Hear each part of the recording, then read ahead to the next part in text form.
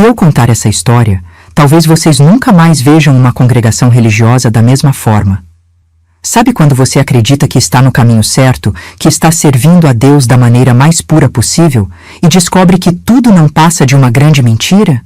Que as pessoas que você mais respeitava, que considerava exemplos de fé, são exatamente o oposto do que pregam? Olá, meus queridos, me chamo Marta, mas podem me chamar de Vó Marta. Tenho 68 anos e nasci aqui no interior de São Paulo, na cidade de Pedra Branca, em 1957. Hoje quero compartilhar com vocês uma história que guardei no fundo do meu coração por mais de 15 anos. Uma história que me fez questionar tudo o que eu acreditava sobre fé, sobre casamento, sobre comunidade. Uma história que quase me destruiu, mas que no final me mostrou o verdadeiro caminho para Deus. Antes de começar, queria perguntar, onde vocês estão assistindo esse vídeo? Deixem nos comentários aí embaixo. Adoro saber que minha voz está chegando em tantos cantinhos diferentes do Brasil. E se puderem, deixem aquele joinha e se inscrevam no canal. Isso ajuda muito esta velhinha aqui a continuar contando suas histórias. Principalmente histórias como essa, que podem ajudar outras mulheres que estão passando por situações parecidas. Era o ano de 2008 e eu já era testemunha de Jeová há quase 25 anos. Morava em Pedra Branca, uma cidade pequena do interior paulista onde todo mundo se conhece, onde as notícias correm mais rápido que o vento.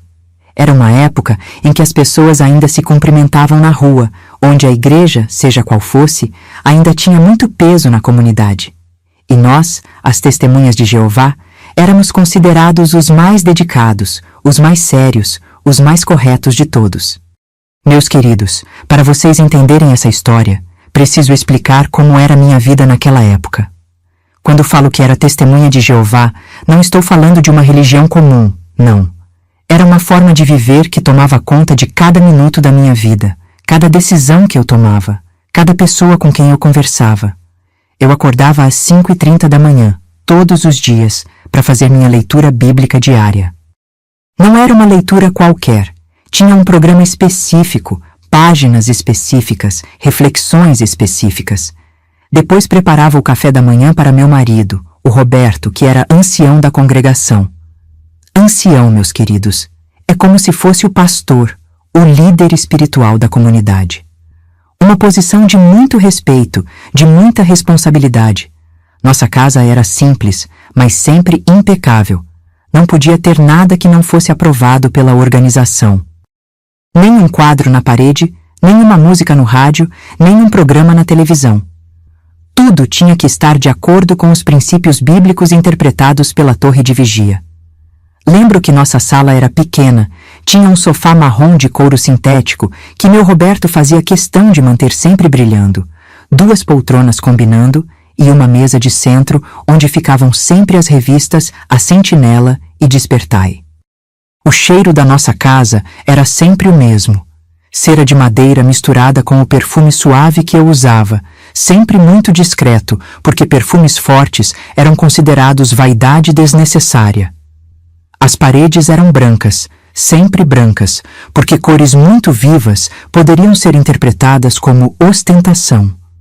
Roberto tinha 52 anos naquela época, cabelo grisalho sempre muito bem penteado, barba sempre por fazer, porque barba completa não era bem vista na congregação. Ele era mecânico, tinha uma oficina pequena ali no centro da cidade e era conhecido pela honestidade. O Roberto das Testemunhas, assim o pessoal chamava ele, porque quando você era testemunha de Jeová em Pedra Branca, sua religião virava parte do seu nome. Ele usava sempre uma calça social, mesmo para trabalhar na oficina, e uma camisa de botão.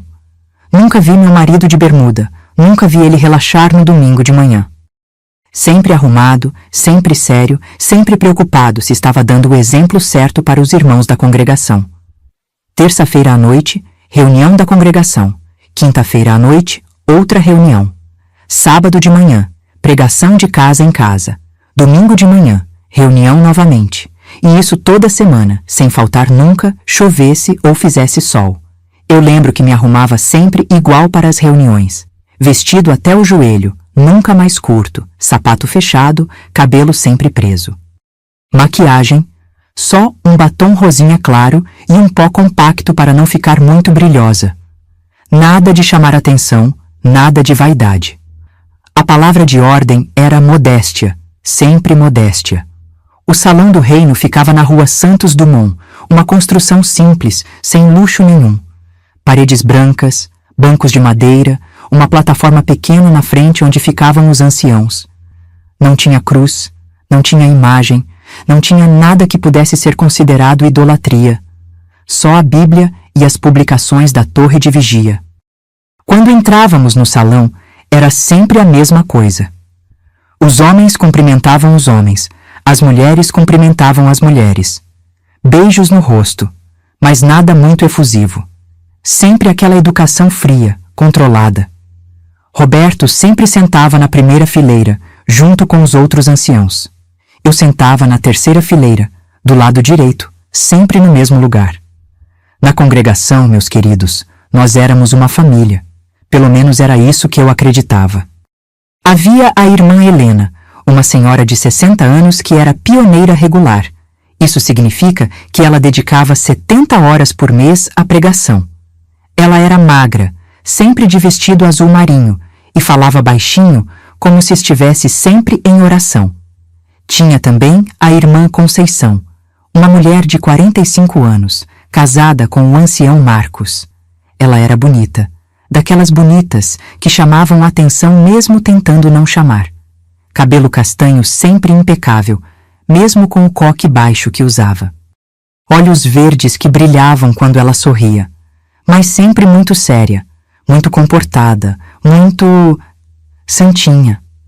A irmã Conceição morava numa casa maior que a nossa, lá no bairro Jardim das Flores. O marido dela, o Marcos, tinha uma loja de materiais de construção e ganhava bem. Ela não precisava trabalhar, então dedicava todo o tempo dela à congregação. Estava sempre organizando as atividades das mulheres, sempre participando das reuniões para o serviço de campo, sempre disponível para ajudar. Eu admirava ela, sabe? Admirava a dedicação, a disponibilidade, a forma como ela falava sobre Jeová com tanto amor. Quando eu olhava para ela, eu pensava, essa sim é uma serva de Deus exemplar. Se eu soubesse o que estava por vir... Roberto e eu nos casamos em 1983, quando eu tinha 26 anos e ele tinha 32. Nos conhecemos na congregação. Ele já era ancião, eu era uma jovem que tinha acabado de se batizar. O casamento foi simples, no próprio salão do reino, com uma cerimônia discreta. Nada de festa grande, nada de música mundana, nada de dança. Apenas uma recepção simples com os irmãos da congregação. Nos primeiros anos, eu achava que tinha casado com o homem mais abençoado do mundo. Roberto era respeitado, era querido, era visto como um exemplo de integridade cristã. Quando andávamos pela cidade, as pessoas nos cumprimentavam com respeito. Bom dia, ancião Roberto. Boa tarde, irmã Marta. Mas com o passar dos anos, eu fui percebendo que Roberto era diferente em casa. Não que fosse ruim comigo, não. Mas era frio, distante. Nossas conversas eram sempre sobre a congregação, sobre os estudos bíblicos, sobre o trabalho dele. Nunca sobre nós, sobre nossos sentimentos, sobre nossos sonhos. Tentamos ter filhos por muitos anos, mas Jeová não nos abençoou com essa dádiva. Roberto dizia que era a vontade de Deus, que devíamos nos concentrar em servir a organização. Eu aceitei, como boa esposa submissa que era. Mas no fundo do meu coração, eu sentia um vazio que nem todas as horas de pregação conseguiam preencher. Meus queridos, quando você é testemunha de Jeová, sua vida social é muito limitada. Não podemos ter amizades próximas com pessoas que não sejam da organização. Não podemos participar de festas de aniversário, de Natal, de Ano Novo. Não podemos ir a formaturas, casamentos de outras religiões, enterros em igrejas. Isso significa que minha vida social se resumia à congregação. Meus únicos amigos eram os irmãos.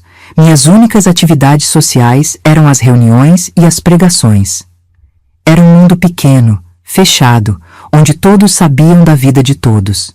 Lembro que às vezes sentia vontade de ir ao cinema, de comprar uma roupa mais colorida, de ouvir uma música diferente, mas logo me repreendia, achando que eram pensamentos mundanos, inspirados por Satanás. Achava que ter esses desejos era uma fraqueza espiritual minha. Roberto sempre dizia: Marta, nós temos a verdade. Não precisamos de mais nada além da organização de Jeová. E eu acreditava mesmo. Achava que éramos privilegiados, que éramos especiais por conhecer a verdade bíblica, enquanto o resto do mundo vivia na escuridão. Eu trabalhava meio período numa loja de tecidos ali no centro da cidade. Era um trabalho simples, mas que me permitia ter algum dinheiro próprio e ainda sobrar tempo para as atividades da congregação. A dona da loja, Dona Aparecida, não era testemunha de Jeová, mas respeitava a minha religião.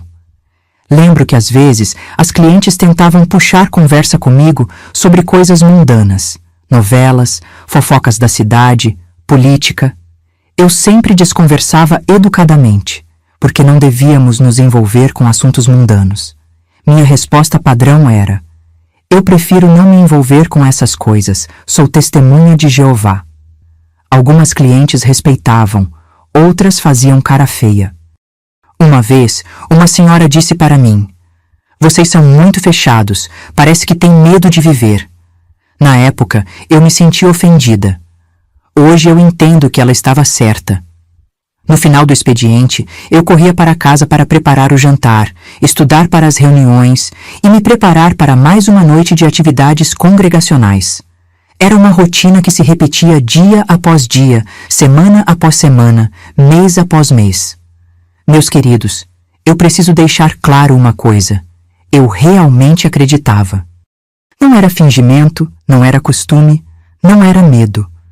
Eu acreditava de verdade que estávamos no caminho certo, que éramos o povo escolhido de Deus, que a organização Torre de Vigia era o canal que Jeová usava para se comunicar conosco. Quando eu lia as revistas A Sentinela, eu sentia que estava recebendo alimento espiritual direto do céu.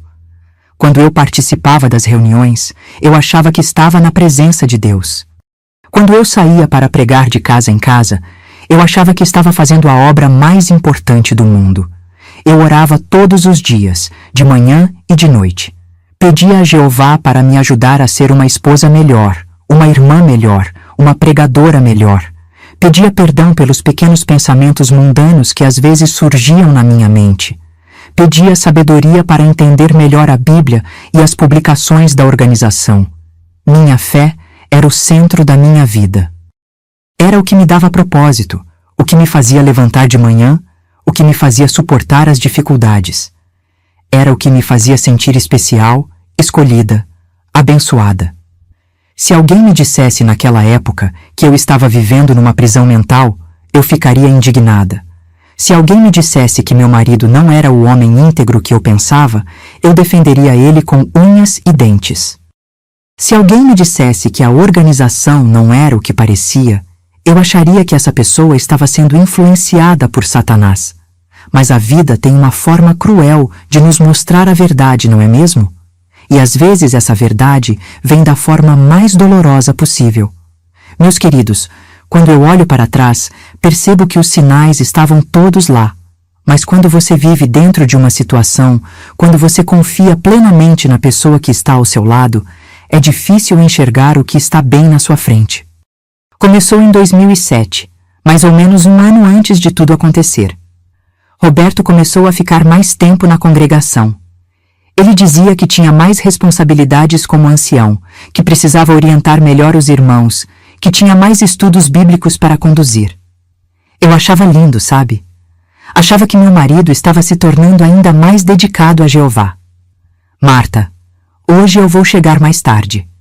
Tenho que conversar com o irmão Paulo sobre um assunto delicado da congregação, ele dizia.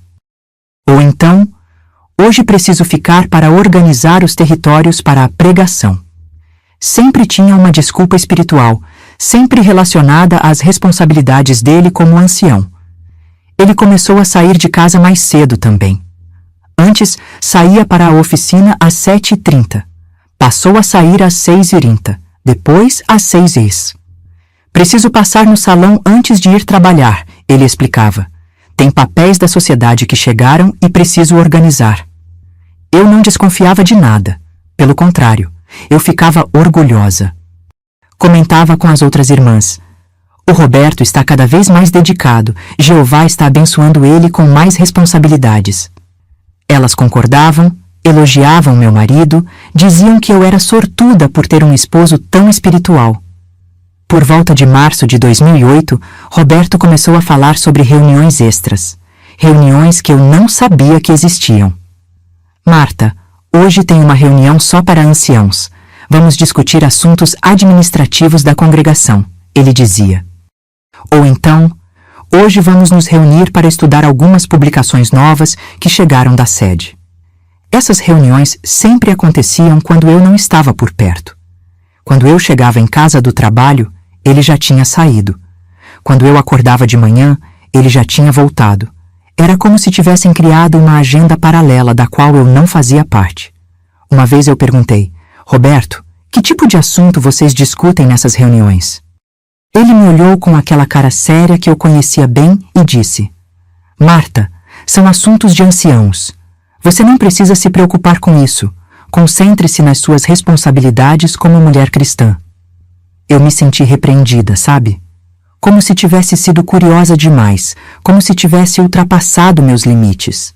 Na organização, as mulheres devem ser submissas, não devem questionar as decisões dos homens, principalmente quando esses homens são anciãos.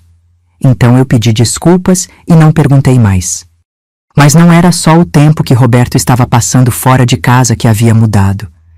Ele estava diferente comigo também, mais distante, mais impaciente, mais frio.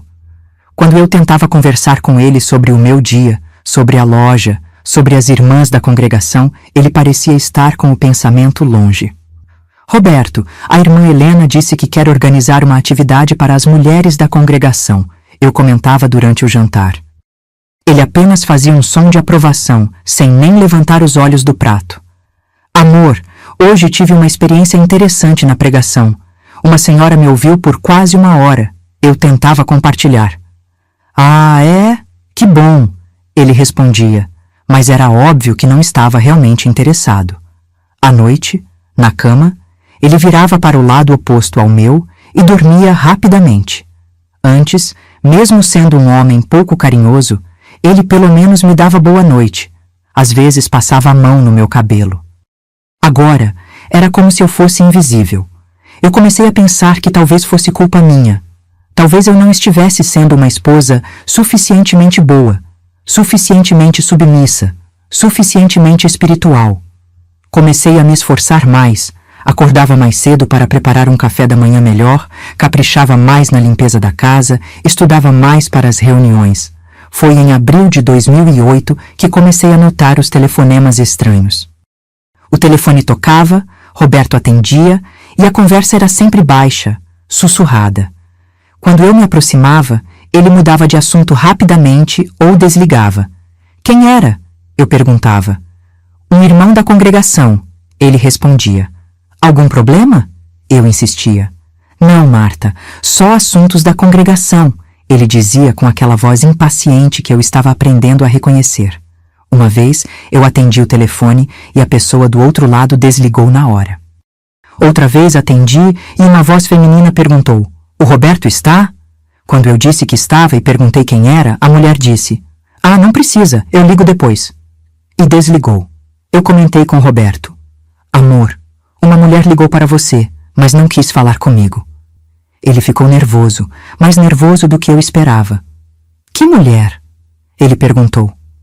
Não sei, ela não se identificou, eu respondi. Ah, deve ser sobre algum estudo bíblico, ele disse, mas eu percebi que a resposta não foi natural. Foi nessa época que comecei a notar que a irmã Conceição estava mais presente na nossa vida. Ela sempre aparecia nas reuniões onde Roberto estava, sempre tinha alguma dúvida espiritual para tirar com ele, sempre precisava de orientação sobre algum assunto da congregação. Eu achava normal. Afinal, Roberto era ancião, era natural que os irmãos procurassem ele para orientação. e a irmã Conceição sempre foi muito dedicada, muito interessada nos assuntos espirituais. Ela estava sempre com a Bíblia na mão, sempre com as revistas em dia, sempre participando ativamente das reuniões. Mas eu comecei a notar que ela procurava Roberto especificamente. Mesmo quando havia outros anciãos presentes, ela sempre dirigia as perguntas para ele. E as perguntas eram sempre sobre assuntos que exigiam conversas mais longas, mais privadas. Ancião Roberto, eu preciso conversar com o senhor sobre um assunto pessoal, ela dizia depois das reuniões. Claro, irmã Conceição. Vamos ali na sala dos anciãos, ele respondia. E eles sumiam por meia hora, 40 minutos.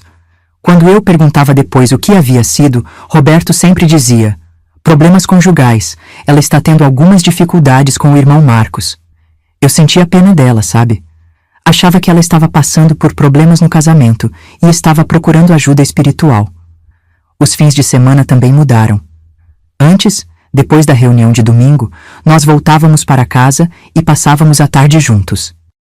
Não fazíamos nada demais. Roberto lia as publicações, eu organizava a casa, às vezes recebíamos alguns irmãos para uma refeição simples, mas Roberto começou a ter compromissos aos domingos à tarde. Marta, hoje preciso visitar o irmão José. Ele está com problemas espirituais, ele dizia. Ou então, hoje vou acompanhar o irmão Pedro numa visita pastoral. Sempre sozinho, sempre sem me convidar. Eu ficava em casa, esperando. Às vezes, ele voltava no final da tarde, às vezes, só à noite. Quando eu perguntava como havia sido, ele sempre dava respostas vagas. Foi produtivo, conseguimos ajudar, Jeová abençoou a conversa. Uma vez eu sugeri: Roberto, que tal se eu for com você nas próximas visitas? Posso conversar com as esposas enquanto você fala com os maridos. Ele foi rápido em responder: não, Marta. Esses são assuntos delicados, que exigem discrição. É melhor eu ir sozinho. Meus queridos, tem uma coisa que eu não posso deixar de mencionar. Roberto estava diferente fisicamente também. Ele sempre foi vaidoso, sempre se cuidou bem, mas nunca exagerou. Mas de repente, começou a dar mais atenção à aparência. Comprou colônia nova, mais cara, mais marcante. Começou a cuidar melhor do cabelo. Até passou a usar um gel que eu nunca tinha visto antes. As roupas ficaram mais novas, mais bem passadas. Até a forma de andar mudou. Ele parecia mais confiante, mais atraente. Eu até brinquei com ele uma vez. Roberto, você está mais bonito. Está querendo conquistar alguém? Ele riu, mas foi um riso forçado, nervoso. Que bobagem, Marta. Eu só estou cuidando melhor da minha aparência. Um ancião precisa dar bom exemplo. Ele começou a fazer exercícios também. Comprou uma bicicleta ergométrica e disse que ia se exercitar para cuidar melhor do corpo, que era templo do Espírito Santo. Toda noite, depois do jantar, ele pedalava por 1 hora. Eu achava estranho, porque nunca tinha demonstrado interesse por exercícios antes. Em maio de 2008, Roberto começou a ter ausências que não conseguia explicar direito. Ele saía de casa dizendo que ia para a oficina, mas quando eu ligava lá, o funcionário dizia que ele não estava. Ou então saía dizendo que ia para a congregação, mas quando eu passava por lá, não encontrava ele. Roberto, eu liguei na oficina e você não estava lá. Eu comentava. Ah, eu saí para comprar peças. Ele respondia. Mas você não disse nada, eu insistia.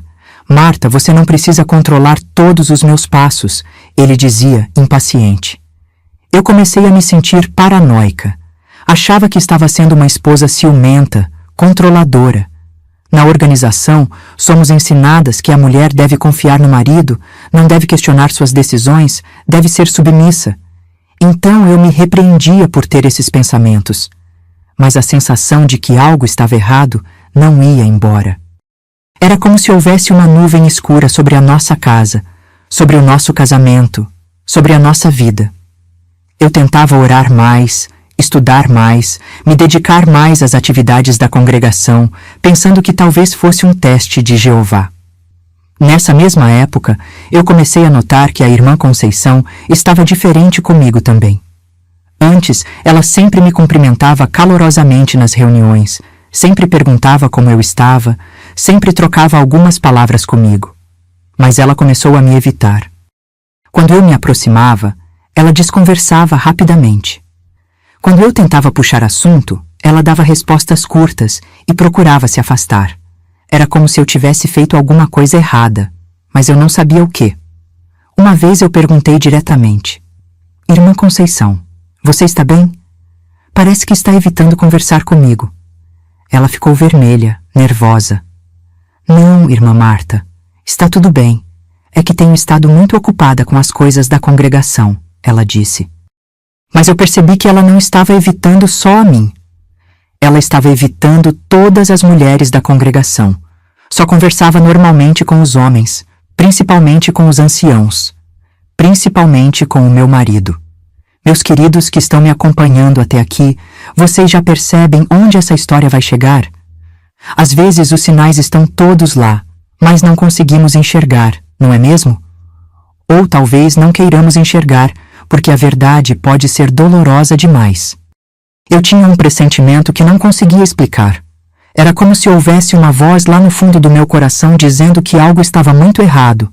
Mas eu empurrava essa voz para longe, achava que era coisa da minha cabeça, que eram pensamentos negativos inspirados por Satanás.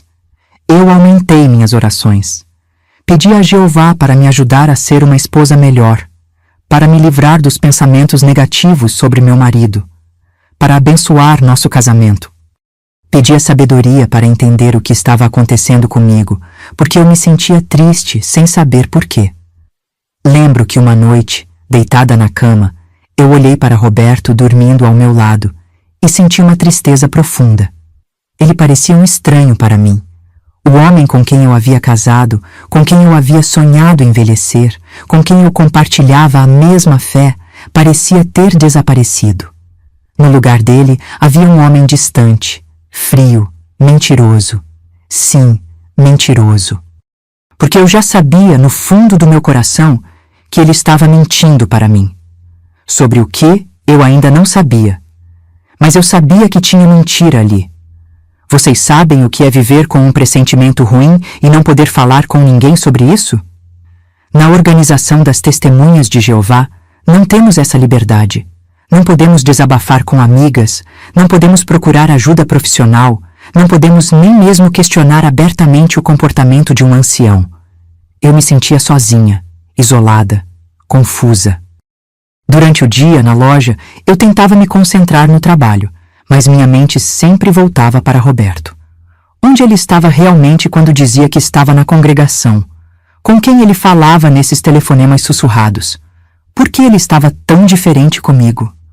À noite, nas reuniões, eu olhava para ele lá na frente, junto com os outros anciãos, e sentia uma dor no peito. Ele parecia tão sério, tão dedicado, tão espiritual. As outras irmãs sempre comentavam como eu era sortuda por ter um marido tão exemplar. Se elas soubessem o que eu estava sentindo, eu comecei a ter dificuldade para dormir. Ficava acordada até tarde, ouvindo Roberto respirar ao meu lado, perguntando-me se eu realmente conhecia o homem com quem estava casada. Às vezes ele falava dormindo, murmurava coisas que eu não conseguia entender. Uma vez eu jurei que ouvi ele falar o nome Conceição, mas quando acordei na manhã seguinte, pensei que tinha sido sonho. Junho de 2008 foi um mês particularmente difícil. Roberto estava cada vez mais ausente, cada vez mais distante. Nossas conversas se limitavam ao essencial. O jantar está pronto, vou sair, boa noite.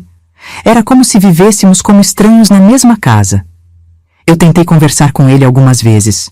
Roberto, eu sinto que você está distante de mim. Aconteceu alguma coisa? Eu perguntei uma noite. Ele nem levantou os olhos do jornal. Não sei do que você está falando, Marta. Estou apenas cumprindo minhas responsabilidades como ancião. Mas e sobre nós? Sobre nosso casamento? Eu insisti. Foi então que ele me olhou com uma frieza que eu nunca tinha visto antes. Marta, o casamento é uma responsabilidade perante Jeová. Não é sobre sentimentos, é sobre cumprir nossos deveres como cristãos. E voltou a ler o jornal, como se eu fosse invisível. Aquelas palavras me cortaram como uma faca. Não é sobre sentimentos? Então os 25 anos que passamos juntos não significavam nada? O amor que eu sentia por ele era irrelevante?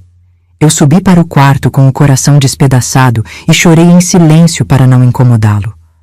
Meus queridos, foi em julho de 2008 que comecei a encontrar pistas mais concretas. Eu estava lavando as roupas de Roberto quando encontrei um papel amassado no bolso da camisa dele. Era um bilhete pequeno, escrito à mão, com uma letra feminina que eu reconheci imediatamente. R. Não posso parar de pensar no que conversamos ontem. Preciso te ver novamente. C. Meu coração disparou. R de Roberto, C de Conceição. Que conversa era essa? Por que ela precisava vê-lo novamente? Que tipo de conversa fazia uma mulher casada não conseguir parar de pensar? Eu segurei o bilhete com as mãos tremendo. Parte de mim queria ir direto confrontar Roberto, mas outra parte dizia para eu ter certeza antes de fazer qualquer coisa. Afinal, poderia ser só um mal-entendido, não é mesmo? Talvez fosse realmente sobre assuntos espirituais. Mas lá no fundo do meu coração, eu sabia que não era. Uma mulher não escreve, não posso parar de pensar, por causa de assuntos espirituais. Não escreve, preciso te ver novamente por causa de estudos bíblicos. Aquele bilhete tinha alguma coisa diferente, algo que fazia meu estômago revirar. Eu guardei o bilhete numa caixa de sapatos, lá no fundo do armário. Não sabia bem por que estava guardando, mas sentia que precisava. Era como se fosse minha única prova de que eu não estava ficando louca, de que realmente havia algo errado acontecendo. Depois daquele bilhete, eu comecei a prestar mais atenção em tudo. Não era uma decisão consciente de investigar meu marido. Era mais como um instinto de sobrevivência. Eu precisava entender o que estava acontecendo. Comecei a notar que Roberto e a irmã Conceição sempre saíam da reunião na mesma hora.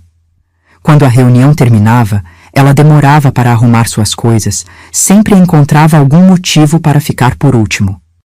E Roberto também sempre tinha algo para fazer no salão depois que todo mundo ia embora. Marta, pode ir na frente, tenho que trancar o salão, ele dizia. Ou então, preciso organizar algumas coisas para a próxima reunião. Sempre alguma desculpa para ficar por último. Uma vez eu me ofereci para ajudar. Roberto, quer que eu fique para ajudar você? Perguntei. A resposta foi rápida demais. Não precisa, Marta. Você deve estar cansada. Vá para casa descansar. Mas eu vi a irmã Conceição lá no fundo, guardando devagar as revistas dela, esperando. Esperando o quê? Esperando quem? Esperando meu marido? Eu comecei a notar que Roberto e a irmã Conceição se encontravam casualmente em vários lugares. No supermercado, na farmácia, na praça central. Sempre por acaso, sempre com uma desculpa inocente. Olha, que coincidência encontrar você aqui, ancião Roberto. Ela dizia quando eu estava junto. Também vim comprar remédio para dor de cabeça. Ou então, que bom te ver. Estava justamente precisando tirar uma dúvida sobre o estudo de ontem. Mas eu percebia que eles não ficavam surpresos um com o outro. Era como se já soubessem que iam se encontrar. E quando eu estava presente, a conversa era diferente, mais formal, mais fria, mais encenada. Uma vez eu propositalmente disse que ia ao supermercado e Roberto se ofereceu para me acompanhar, coisa que ele nunca fazia. Preciso comprar algumas coisas também, ele disse.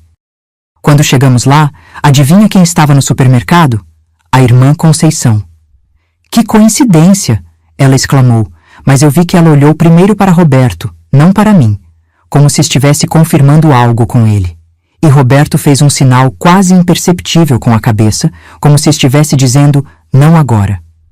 Meus queridos, vou falar de uma coisa delicada, mas que é importante para vocês entenderem como tudo estava mudando. Roberto sempre foi um homem de pouco carinho, mas ainda assim tínhamos nossa intimidade como casal. Era simples, sem grandes demonstrações, mas existia. Mas desde que começaram essas mudanças, Roberto parou completamente de me procurar. Não havia mais beijos, não havia mais carícias, não havia mais nada.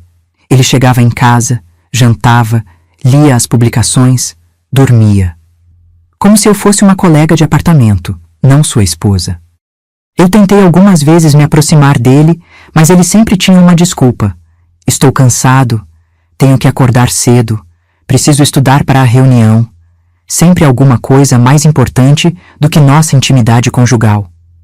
Uma noite eu perguntei diretamente: Roberto, você não tem mais interesse em mim? Ele ficou irritado. Marta, essas coisas carnais não deveriam ser prioridade para uma mulher cristã. Devemos nos concentrar nas coisas espirituais. Mas eu sabia que não era isso. Um homem não perde o interesse sexual assim, de repente, sem motivo. A não ser que esteja interessado em outra pessoa. A não ser que esteja tendo suas necessidades atendidas em outro lugar. Foi nessa época que comecei a notar que o irmão Marcos, marido da irmã Conceição, também estava diferente. Ele sempre foi um homem alegre, comunicativo, brincalhão. Mas estava sério, carrancudo, distante. Nas reuniões, ele mal falava com os outros irmãos. Sentava-se no fundo, longe da esposa, e ficava lá quieto, como se estivesse aborrecido com alguma coisa. Eu imaginava que fossem os problemas conjugais que Roberto havia mencionado. Uma vez eu tentei conversar com ele. Irmão Marcos, o senhor está bem? Parece preocupado, eu disse. Ele me olhou com uma expressão que eu não consegui decifrar.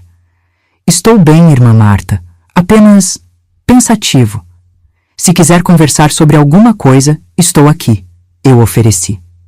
Ele deu um sorriso triste. Obrigado, irmã Marta. A senhora é uma boa pessoa, muito boa. E saiu, me deixando com a sensação de que havia algo mais naquelas palavras. Depois eu soube que ele havia procurado os outros anciãos para conversar sobre problemas pessoais. Mas nunca procurou Roberto, que era o ancião mais próximo dele. Isso me pareceu estranho. Por que ele não procuraria justamente o ancião que sua esposa mais respeitava? Meus queridos, vocês sabem como é comunidade pequena. As pessoas percebem quando algo está diferente, mesmo que não digam nada abertamente. E eu comecei a notar que havia uma tensão estranha na congregação. Algumas irmãs me olhavam com pena, outras com curiosidade. Quando eu chegava, algumas conversas paravam abruptamente. Quando eu saía, as conversas recomeçavam baixinho. Era como se eu fosse a única pessoa que não sabia de algum segredo. A irmã Helena, aquela senhora de 60 anos que era pioneira regular, começou a ser mais carinhosa comigo. Ela sempre perguntava como eu estava, se eu precisava de alguma coisa, se queria conversar. Mas quando eu tentava puxar assunto sobre Roberto ou sobre a congregação, ela mudava de assunto rapidamente. Irmã Marta, como vai o trabalho na loja? Ela perguntava. Vai bem, irmã Helena. E como andam as coisas na congregação? Eu respondia. Ah, você sabe, sempre corridas. Que tal falarmos sobre a próxima assembleia? Ela desviava. Era como se houvesse assuntos proibidos, coisas que não podiam ser ditas. E eu estava ficando cada vez mais paranoica, cada vez mais isolada, cada vez mais confusa. Em agosto de 2008, as mentiras de Roberto ficaram mais óbvias, mais descuidadas. Era como se ele não se importasse mais se eu descobrisse ou não. Ou como se estivesse tão envolvido na situação que não conseguia mais manter as aparências. Marta, hoje vou sair com o irmão Pedro para fazer algumas visitas. Ele disse numa quinta-feira à noite. Mas eu encontrei o irmão Pedro na rua no dia seguinte e ele comentou: que pena que o ancião Roberto não pôde nos acompanhar ontem. Sentimos falta dele. Quando Roberto chegou em casa, eu perguntei: como foi a visita com o irmão Pedro? Ele nem piscou. Foi boa, conseguimos ajudar algumas pessoas. Ele mentiu descaradamente. Eu comecei a anotar essas mentiras num caderno. Não sei por que fazia isso, mas sentia que precisava. Talvez fosse para não achar que estava ficando louca. Talvez fosse para ter provas do que estava acontecendo. Dia 15 de agosto. Roberto disse que foi visitar o irmão José. O irmão José estava na reunião e comentou que não recebeu visita nenhuma. Dia 18 de agosto. Roberto disse que teve reunião de anciãos. A irmã Helena perguntou sobre a reunião e eu soube que não houve reunião. Cada mentira era uma punhalada no meu coração. Cada descoberta me fazia sentir mais traída, mais enganada, mais humilhada. Eu estava casada há 25 anos com um homem que mentia para mim como se fosse a coisa mais natural do mundo. Várias vezes eu pensei em confrontar Roberto diretamente.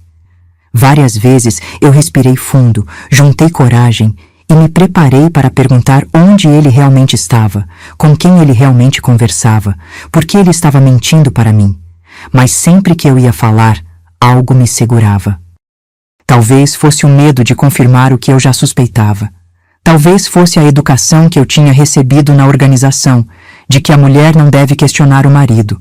Talvez fosse apenas covardia. Uma noite eu cheguei muito perto. Roberto estava no telefone, falando baixinho, e eu escutei ele dizer: "Não posso agora, ela está aqui." Quando ele desligou, eu perguntei: "Quem era?" "Um irmão da congregação." Ele respondeu automaticamente. "Que irmão?" eu insisti. "Por que você disse que não pode agora porque eu estou aqui?" Roberto ficou vermelho, nervoso. "Marta, você está interpretando mal. Eu disse que não posso sair agora porque você está aqui em casa e eu quero ficar com você." Era uma mentira tão óbvia que até uma criança perceberia. Mas eu não tive coragem de insistir. Eu ainda tinha medo da verdade, medo de destruir tudo o que eu acreditava sobre meu casamento, sobre meu marido, sobre minha vida. Meus queridos, vocês sabem o que é se sentir sozinha mesmo estando cercada de pessoas? Eu ia às reuniões, conversava com as irmãs, participava das atividades, mas me sentia completamente isolada. Era como se houvesse um vidro entre mim e o resto do mundo. Eu não podia falar com ninguém sobre o que estava acontecendo. Não podia desabafar, não podia pedir conselho, não podia nem mesmo chorar abertamente. Tinha que manter as aparências, tinha que sorrir, tinha que fingir que estava tudo bem. À noite, sozinha no quarto, eu chorava no travesseiro para Roberto não escutar. Eu implorava a Jeová para me ajudar, para me dar sabedoria, para me mostrar o que fazer. Mas parecia que minhas orações não chegavam até o céu. Parecia que eu estava completamente abandonada. Eu comecei a ter pesadelos. Sonhava que descobria Roberto com outra mulher. Sonhava que toda a congregação ria de mim. Sonhava que eu era expulsa da organização. Acordava suada, com o coração acelerado, e encontrava Roberto dormindo tranquilamente ao meu lado. Como ele conseguia dormir tão bem? Como ele conseguia manter a calma enquanto eu estava me despedaçando por dentro? Será que ele não sentia nada? Será que eu não significava nada para ele? Setembro de 2008 foi o mês mais difícil da minha vida até então. Eu estava perdendo peso, perdendo sono, perdendo a capacidade de me concentrar em qualquer coisa. No trabalho, Dona Aparecida comentou que eu estava diferente, mais triste, mais distraída. "Marta, você está bem? Parece preocupada", ela disse. Eu queria desabafar, queria contar tudo, queria pedir ajuda, mas não podia. Não podia falar sobre problemas conjugais com alguém que não era da organização. Não podia expor meu marido, que era ancião. Não podia quebrar a imagem de família perfeita que devíamos manter. "Estou bem, Dona Aparecida, apenas um pouco cansada", eu menti. Mais uma mentira para somar as mentiras que eu vivia todos os dias, porque minha vida tinha se tornado uma grande mentira. Eu comecei a ter crises de ansiedade. De repente, do nada, meu coração disparava, eu não conseguia respirar, tinha a sensação de que ia morrer. Acontecia no trabalho, em casa, até nas reuniões da congregação. Eu saía correndo para o banheiro, me olhava no espelho e via uma mulher que não reconhecia. Meus cabelos estavam opacos, minha pele estava pálida, meus olhos estavam sempre vermelhos de chorar. Eu estava me transformando numa sombra da mulher que eu era antes. E Roberto nem parecia notar. Ou se notava, não se importava. Foi no final de setembro que encontrei o bilhete que mudou tudo. Roberto havia esquecido o paletó em casa e pediu para eu levar na oficina.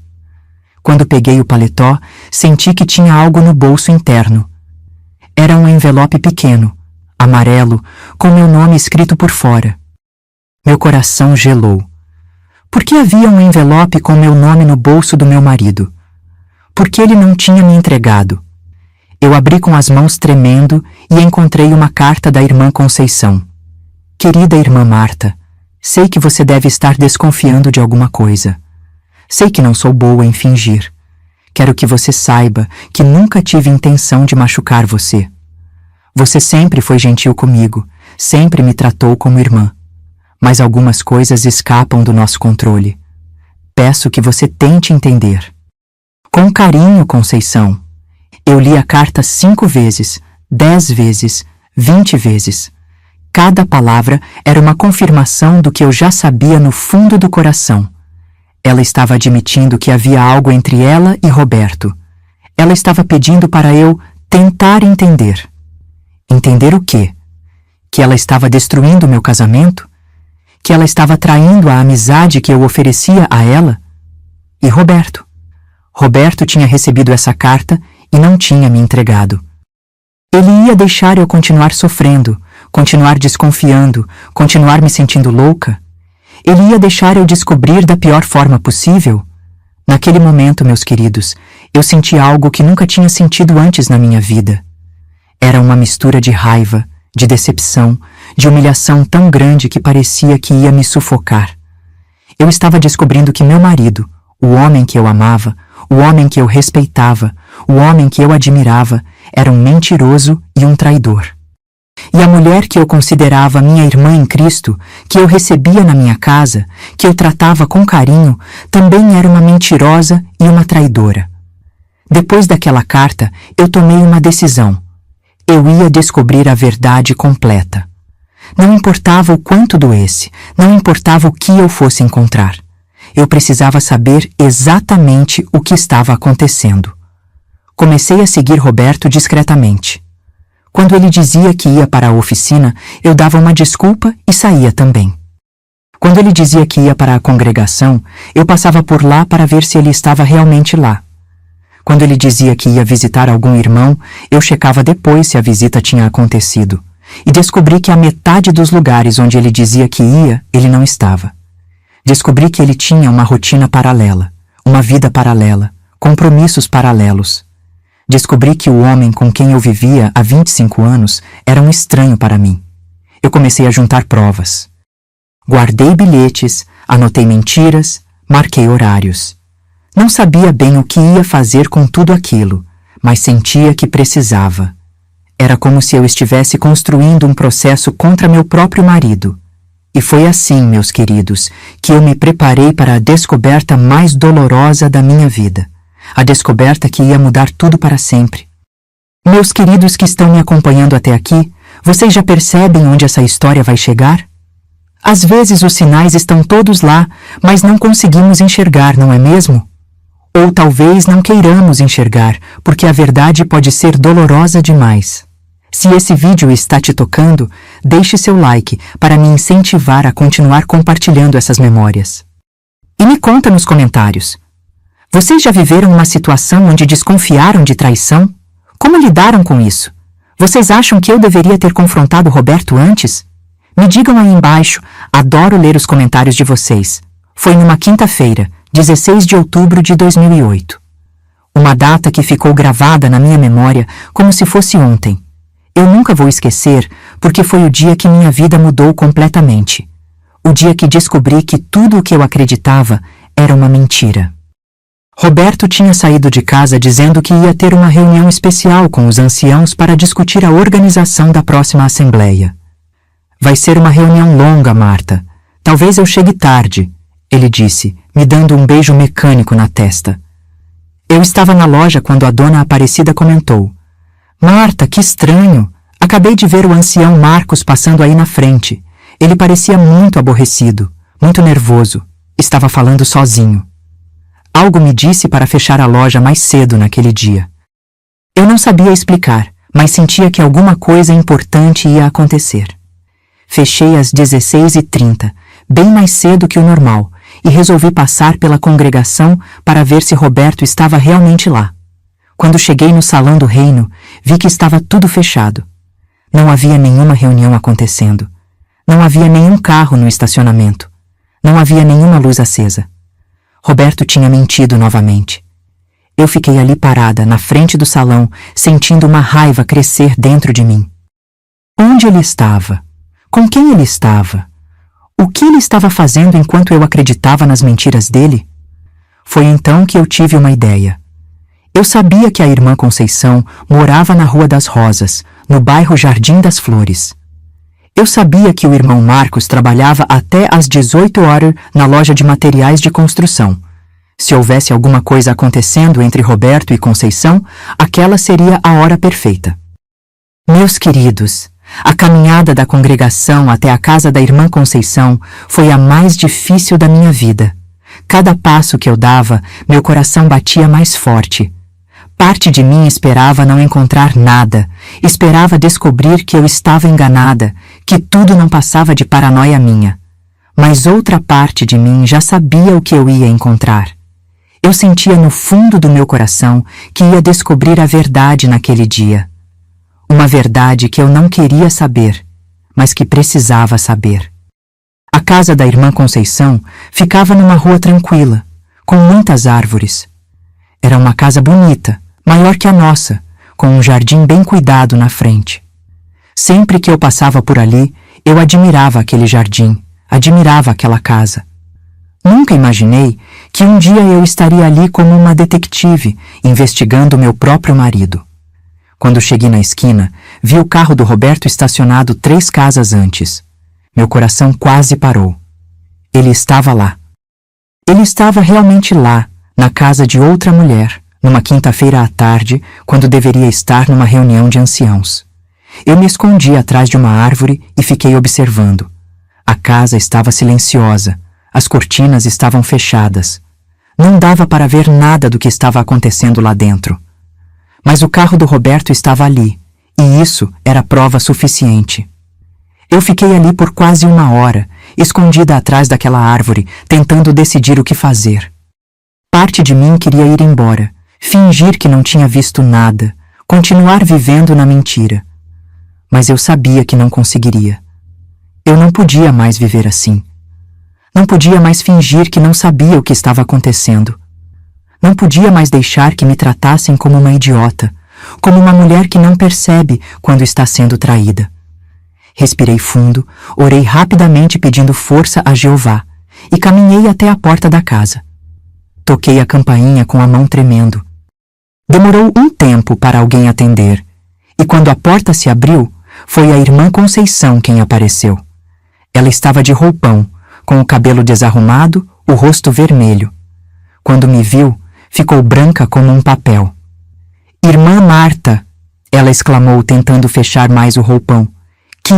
Que surpresa! "Onde está meu marido?" eu perguntei, com uma voz que eu não reconheci como minha. Era uma voz firme, decidida, diferente da voz submissa que eu sempre usava. "Seu marido? Eu não..." "Ele não está aqui", ela gaguejou, mas era óbvio que estava mentindo. Os olhos dela estavam fugindo dos meus, as mãos dela estavam tremendo. "O carro dele está ali na frente", eu disse, apontando para a rua. "Onde ele está, Conceição?" Foi nesse momento que ouvi a voz do Roberto vindo de dentro da casa. "Conceição, quem é?" E meu mundo desabou. "Roberto!" eu gritei, empurrando a irmã Conceição e entrando na casa. "Roberto, você está aí?" Ele apareceu na sala, vindo do corredor, vestindo apenas uma calça e uma camisa aberta. O cabelo dele estava desarrumado, o rosto dele estava vermelho. Quando me viu, ele ficou paralisado, como se tivesse visto um fantasma. "Marta", ele disse, e a voz dele saiu fraca, culpada. "Eu posso explicar." "Explicar o quê?" eu gritei, e senti que toda a raiva que eu tinha guardado por meses estava saindo de uma vez. "Explicar por que você está aqui, na casa de outra mulher, quando deveria estar numa reunião de anciãos? Explicar por que você tem mentido para mim todos esses meses?" A irmã Conceição tentou interferir. "Irmã Marta, por favor, vamos conversar com calma." "Calma?" Eu me virei para ela. "Você quer que eu tenha calma? Você, que é casada, que é testemunha de Jeová, que deveria ser minha irmã em Cristo, está destruindo meu casamento e quer que eu tenha calma?" Ela começou a chorar. Eu não queria que fosse assim. Eu nunca quis machucar você. Mas as coisas aconteceram e... As coisas aconteceram? Eu interrompi. As coisas não acontecem, Conceição. As pessoas fazem as coisas acontecer. Vocês dois escolheram me trair, escolheram mentir, escolheram destruir 2 famílias. Roberto tentou se aproximar de mim. Marta, vamos para casa. Vamos conversar em casa. Não, eu gritei. Não vamos conversar em casa. Vamos conversar aqui, agora, na frente dela. Eu quero saber a verdade. Eu quero saber há quanto tempo isso está acontecendo. Eu quero saber por que vocês fizeram isso comigo. Foi então que Roberto desabou. Ele sentou no sofá, pôs a cabeça nas mãos e começou a falar. Começou há 6 meses, ele disse. Não era para acontecer. Ela estava com problemas no casamento, veio conversar comigo. Problemas no casamento? Eu olhei para Conceição. Que problemas? O Marcos é um homem bom, trabalhador, dedicado. Que problemas vocês tinham? Ela continuou chorando.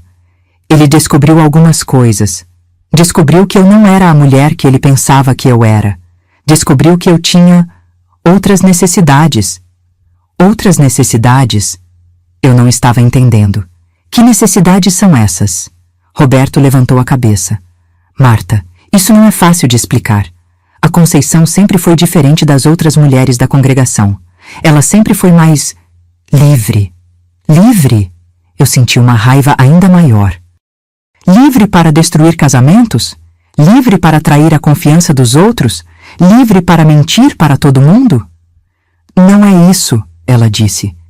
Eu sempre me senti presa nessa vida, presa nessas regras, presa nesse casamento. Quando conheci o Roberto melhor, quando começamos a conversar mais, eu senti que ele me entendia. Ele te entendia? Eu olhei para meu marido. E eu? Eu não te entendia, Roberto. Eu não fui uma boa esposa para você?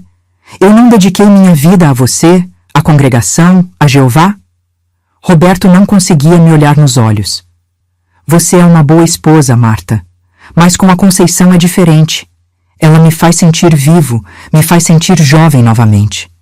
Aquelas palavras me cortaram mais fundo que uma faca. 25 anos de casamento, 25 anos de dedicação, 25 anos da minha vida, e ele me dizia que com outra mulher ele se sentia vivo? Então, comigo ele se sentia morto? Meus queridos, foi nesse momento que eu perdi completamente o controle.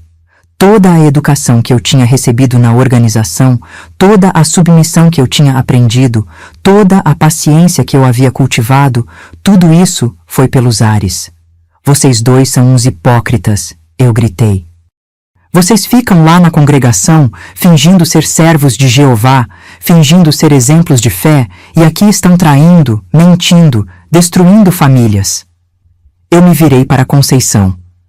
Você, que sempre se fazia de santinha, que sempre estava com a Bíblia na mão, que sempre participava dos comentários nas reuniões, você é uma farsa, uma mentirosa, uma destruidora de lares. E para Roberto? E você, ancião? Você que aconselha outros casais, que fala sobre moral cristã, que representa Jeová na congregação? Você é um hipócrita, um mentiroso, um traidor. Conceição tentou se defender. Irmã Marta, você não entende. Nós não queríamos que fosse assim. Nós tentamos resistir, mas o sentimento foi mais forte. Sentimento?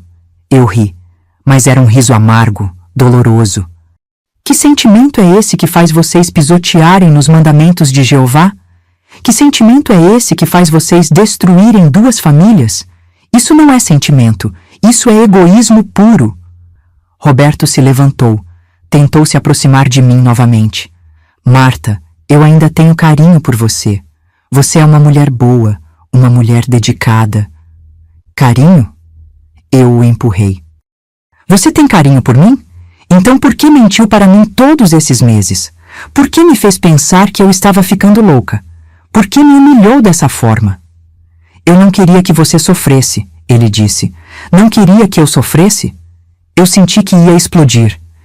Você acha que eu não estava sofrendo? Você acha que eu não percebia que alguma coisa estava errada? Você acha que me enganar era menos sofrimento do que me contar a verdade? Foi nesse momento, meus queridos, que eu tomei a decisão mais radical da minha vida. Uma decisão que mudaria tudo para sempre. Sabe o que vocês dois vão fazer? Eu disse, olhando para os dois com uma determinação que eu não sabia que tinha. Vocês vão comigo até a congregação agora e vão contar a verdade para todos os anciãos. Vocês vão assumir o que fizeram na frente de toda a congregação. Roberto ficou pálido. Marta, não precisa disso. Podemos resolver isso em casa, entre nós. Resolver o quê? Eu perguntei. Você acha que depois de tudo isso eu vou voltar para casa e fingir que nada aconteceu? Você acha que eu vou continuar vivendo essa mentira? Conceição estava desesperada. Irmã Marta, por favor, pense no que vai acontecer. Pense na congregação, pense na nossa reputação. Reputação? Eu olhei para ela com desprezo. Que reputação? Vocês dois já destruíram qualquer reputação que tinham. Pelo menos agora vão assumir o que fizeram, vão enfrentar as consequências. Eu forcei os dois a se vestirem e saírem comigo. Roberto tentou resistir. Conceição chorava sem parar, mas eu não estava mais disposta a ouvir desculpas ou súplicas. Nós vamos até a congregação agora, eu disse. Vocês vão contar a verdade para o irmão Antônio, para o irmão Carlos, para todos os anciãos. Vocês vão assumir o que fizeram. A caminhada até a congregação foi a mais tensa da minha vida. Roberto ia do meu lado direito, Conceição do meu lado esquerdo e eu no meio, conduzindo aquela procissão da vergonha. Algumas pessoas na rua olhavam para nós com curiosidade, mas eu não me importava. Eu só queria que a verdade fosse revelada. Quando chegamos no salão do reino, eu bati na porta com força. O irmão Antônio, que era o ancião mais velho, atendeu a porta. Quando nos viu, ficou surpreso. Irmã Marta, ancião Roberto, irmã Conceição, ele disse. Que surpresa! Aconteceu alguma coisa? Aconteceu sim, irmão Antônio, eu disse, empurrando Roberto e Conceição para dentro do salão. Estes dois têm alguma coisa muito importante para contar ao Senhor. O irmão Antônio chamou os outros anciãos que estavam na congregação, o irmão Carlos e o irmão João. Quando estávamos todos reunidos na sala dos anciãos, eu disse: Irmãos, eu descobri hoje que meu marido e a irmã Conceição estão tendo um relacionamento adúltero há 6 meses. Eu os encontrei na casa dela, numa situação que não deixa dúvidas sobre o que está acontecendo.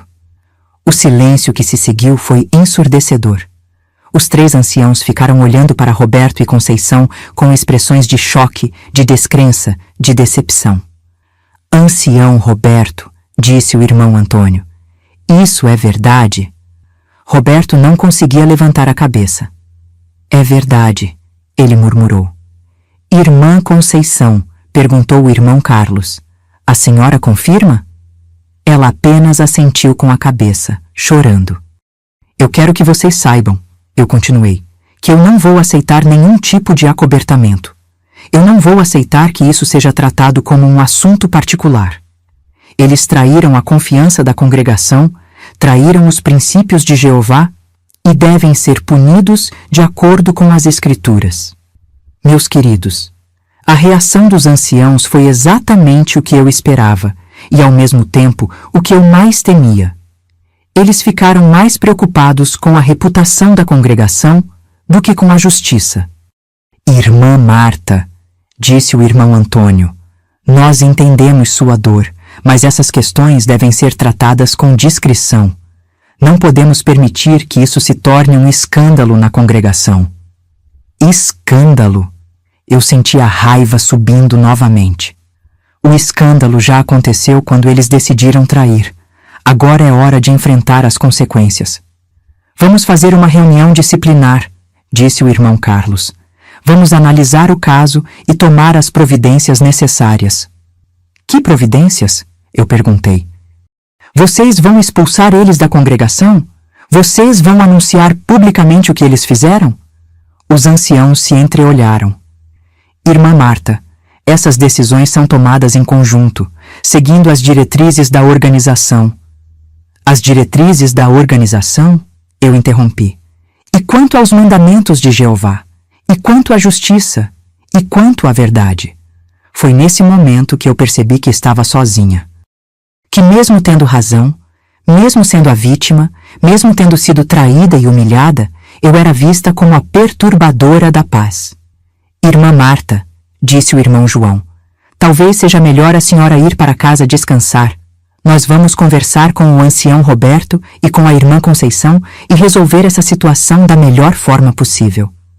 Da melhor forma possível? Eu olhei para eles com descrença. Para quem? Para eles que traíram? Para a congregação que não pode saber a verdade? Ou para mim que fui enganada e humilhada? Para todos, disse o irmão Antônio. Jeová é um Deus de misericórdia. Ele perdoa aqueles que se arrependem sinceramente. E eu? Eu perguntei. Quem vai me perdoar? Quem vai me devolver os meses que eu sofri em silêncio? Quem vai me devolver a confiança que eu tinha no meu marido? Ninguém respondeu. Meus queridos, foi nesse momento que eu tomei a decisão mais importante da minha vida. Olhei para Roberto, que continuava de cabeça baixa, olhei para Conceição, que continuava chorando, olhei para os anciãos, que estavam mais preocupados com a reputação da organização do que com a justiça. Eu vou embora, eu disse. Vou embora desta congregação, vou embora desta organização, vou embora desta vida de mentiras e hipocrisia. Irmã Marta, o irmão Antônio se levantou. A senhora não pode tomar decisões precipitadas. A senhora está abalada, precisa de tempo para pensar. Eu já pensei, eu disse, me dirigindo para a porta. Vocês ficam com seus acobertamentos, com suas reuniões disciplinares, com suas diretrizes da organização. Eu vou procurar a verdade em outro lugar. Marta, Roberto se levantou. Você não pode fazer isso. Você não pode abandonar Jeová por causa de um erro meu. Eu me virei para ele uma última vez. Eu não estou abandonando Jeová, Roberto. Eu estou abandonando vocês. Vocês que distorceram os ensinamentos de Deus, vocês que transformaram a congregação num clube de hipócritas, vocês que acham que podem fazer qualquer coisa e depois pedir perdão. E saí daquele salão, deixando para trás 25 anos de casamento, 25 anos de vida na organização, 25 anos de tudo o que eu acreditava ser verdade. Meus queridos, quando eu saí daquele salão do reino, eu não sabia para onde ir. Pela primeira vez na minha vida adulta, eu estava completamente sozinha. Não tinha uma casa para voltar. A casa onde eu morava era a casa do Roberto. Não tinha uma família para me acolher. Minha família toda era da organização.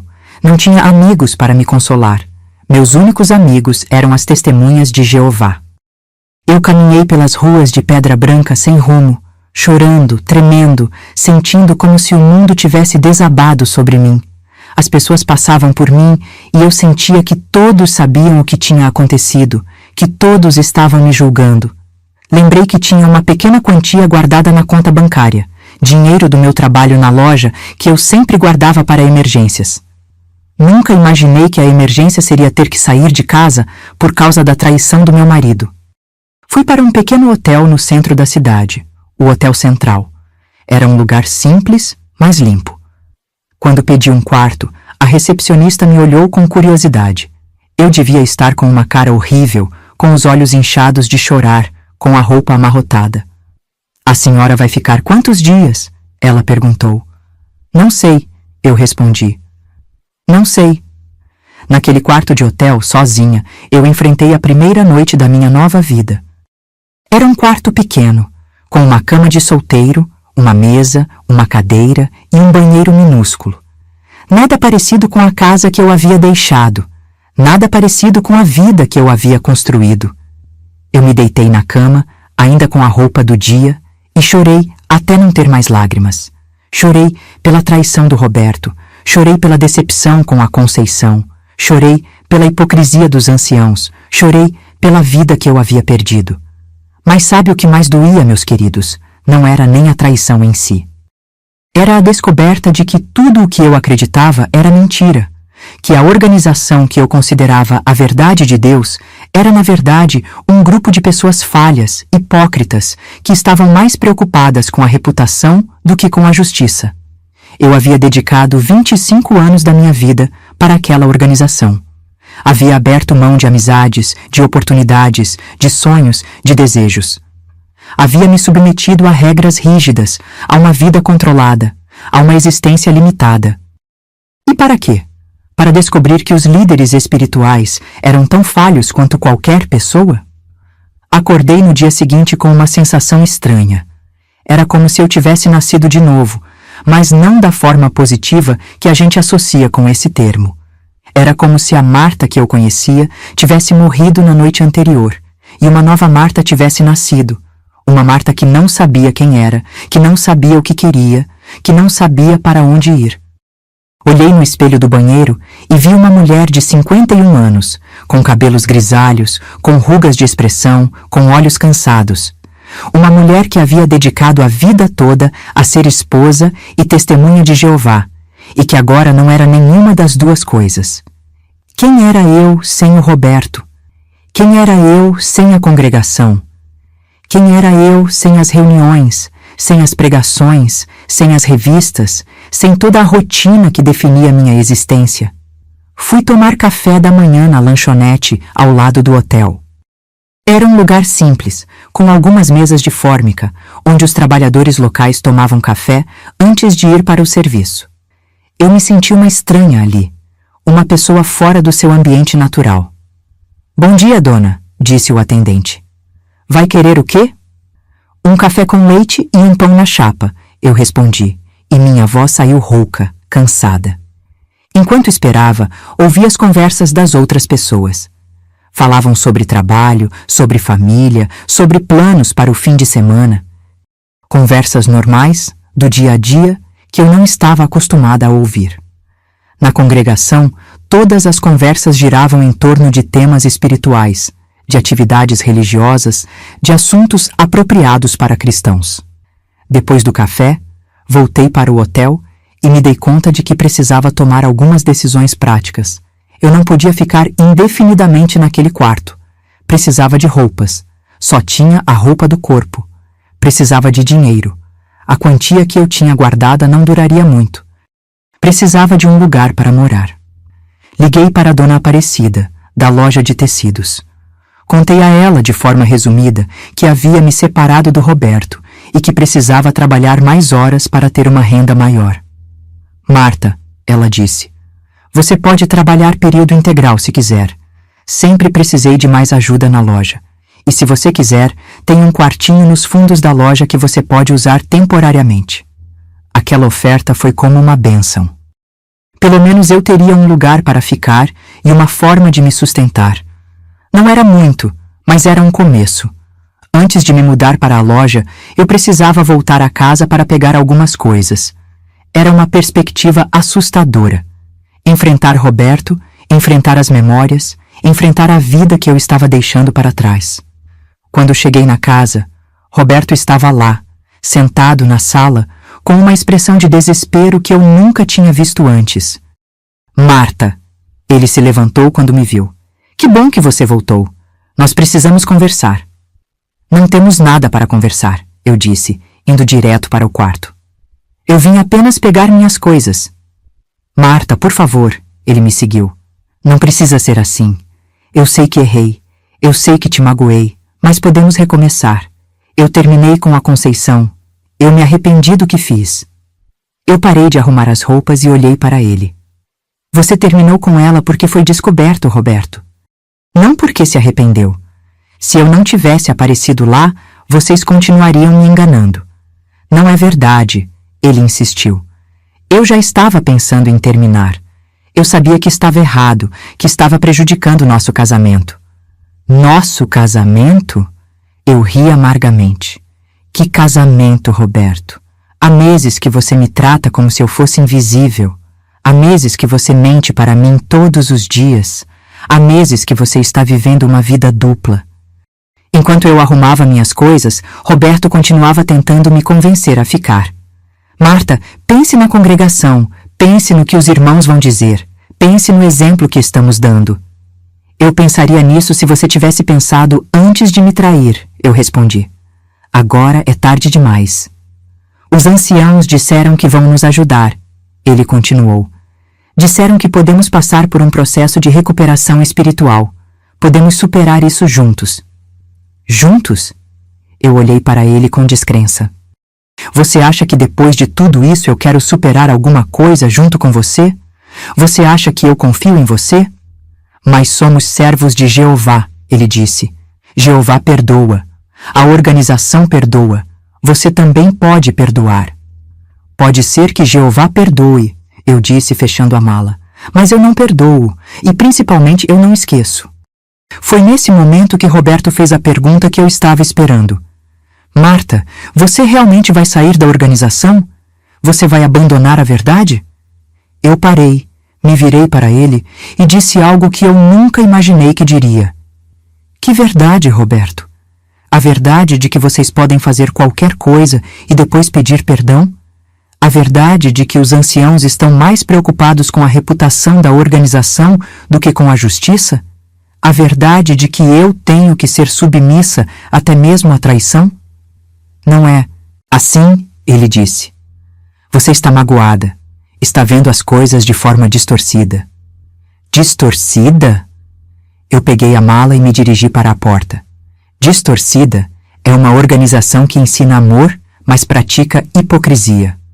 Distorcida é uma organização que fala sobre família, mas permite que as famílias sejam destruídas. Distorcida é uma organização que prega a verdade, mas vive na mentira. Mas você sempre foi fiel, ele insistiu. Você sempre amou Jeová. Eu continuo amando Jeová, eu disse. Só não acredito mais que vocês o representem. Nos dias seguintes, algumas irmãs da congregação vieram até a loja para conversar comigo. Elas tentavam me convencer a voltar, a perdoar Roberto, a não abandonar a verdade. A irmã Helena foi uma das primeiras. Irmã Marta, você não pode tomar decisões precipitadas. O diabo está usando essa situação para te afastar de Jeová. O diabo? Eu perguntei. O diabo fez meu marido me trair? O diabo fez os anciãos tentarem acobertar tudo? Não, ela disse, mas o diabo está usando a situação para te fazer perder a fé. Minha fé não se perdeu, eu expliquei. Minha confiança na organização que se perdeu. Outras irmãs vieram com argumentos similares. Todas falavam sobre perdão, sobre misericórdia, sobre não permitir que o orgulho me afastasse da verdade. Nenhuma delas falava sobre justiça, sobre o meu direito de ser tratada com respeito, sobre a responsabilidade do Roberto pelas consequências dos atos dele. Foi durante essa primeira semana que eu descobri que a traição havia sido muito mais ampla do que eu imaginava. Conversando com Dona Aparecida, que conhecia todo mundo na cidade, eu soube que havia meses que Roberto e Conceição eram vistos juntos em lugares onde não deviam estar. Marta, ela disse, eu não queria te contar porque achei que você sabia e estava tentando resolver em casa, mas várias pessoas comentaram que viram eles juntos no parque, na sorveteria, até numa cidade vizinha. Ou seja, não era apenas uma aventura secreta. Era um relacionamento público que toda a cidade conhecia, menos eu. Eu havia sido a última a saber da traição do meu próprio marido. Por que ninguém me contou? Eu perguntei. Ah, minha filha, ela suspirou. Você sabe como é. Ninguém quer se meter em problemas de casal, e além disso, vocês eram muito respeitados na congregação. Quem ia ter coragem de falar mal do ancião Roberto? Essa descoberta foi devastadora. Saber que eu havia sido ridicularizada publicamente, que as pessoas me olhavam com pena, que eu era vista como a esposa traída que não sabia de nada, foi uma humilhação que eu nunca imaginei que poderia sentir. Eu saí na rua e sentia que todos me olhavam diferente. Alguns com pena, outros com curiosidade, outros com julgamento. Lá vai a mulher do ancião Roberto. Eu imaginava eles pensando.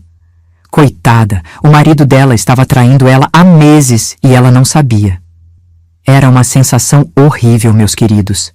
Era como se eu estivesse nua na rua, com todos os meus fracassos expostos para o mundo ver. Eu me sentia humilhada, diminuída, ridicularizada. Mas foi nesse momento de maior humilhação que eu senti algo que nunca havia sentido antes. uma força interior que eu não sabia que tinha. Uma voz lá dentro de mim que dizia: você não merece isso. Você não precisa aceitar isso. Você pode ser mais do que isso.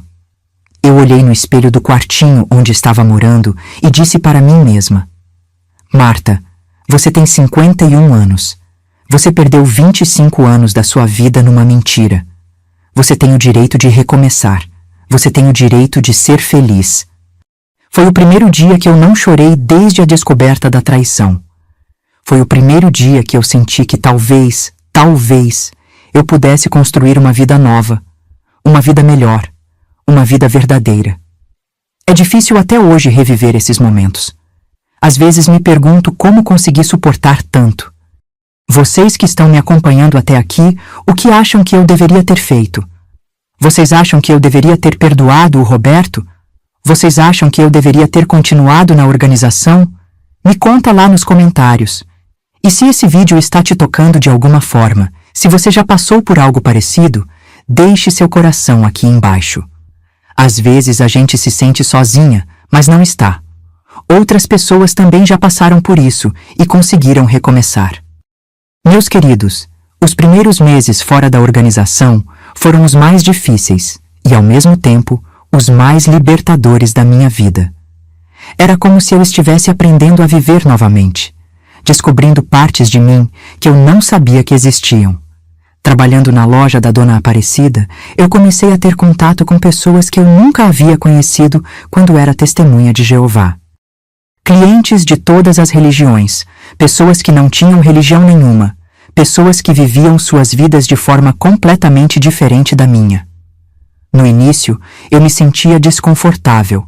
Eu havia sido condicionada a acreditar que essas pessoas eram mundanas, que estavam perdidas, que não tinham a verdade. Mas convivendo com elas, eu descobri que muitas eram mais honestas, mais carinhosas, mais verdadeiras do que muitas pessoas que eu conhecia na congregação. Dona Aparecida foi a primeira pessoa que me mostrou que era possível ser uma pessoa boa, uma pessoa espiritual, sem fazer parte de uma organização religiosa rígida.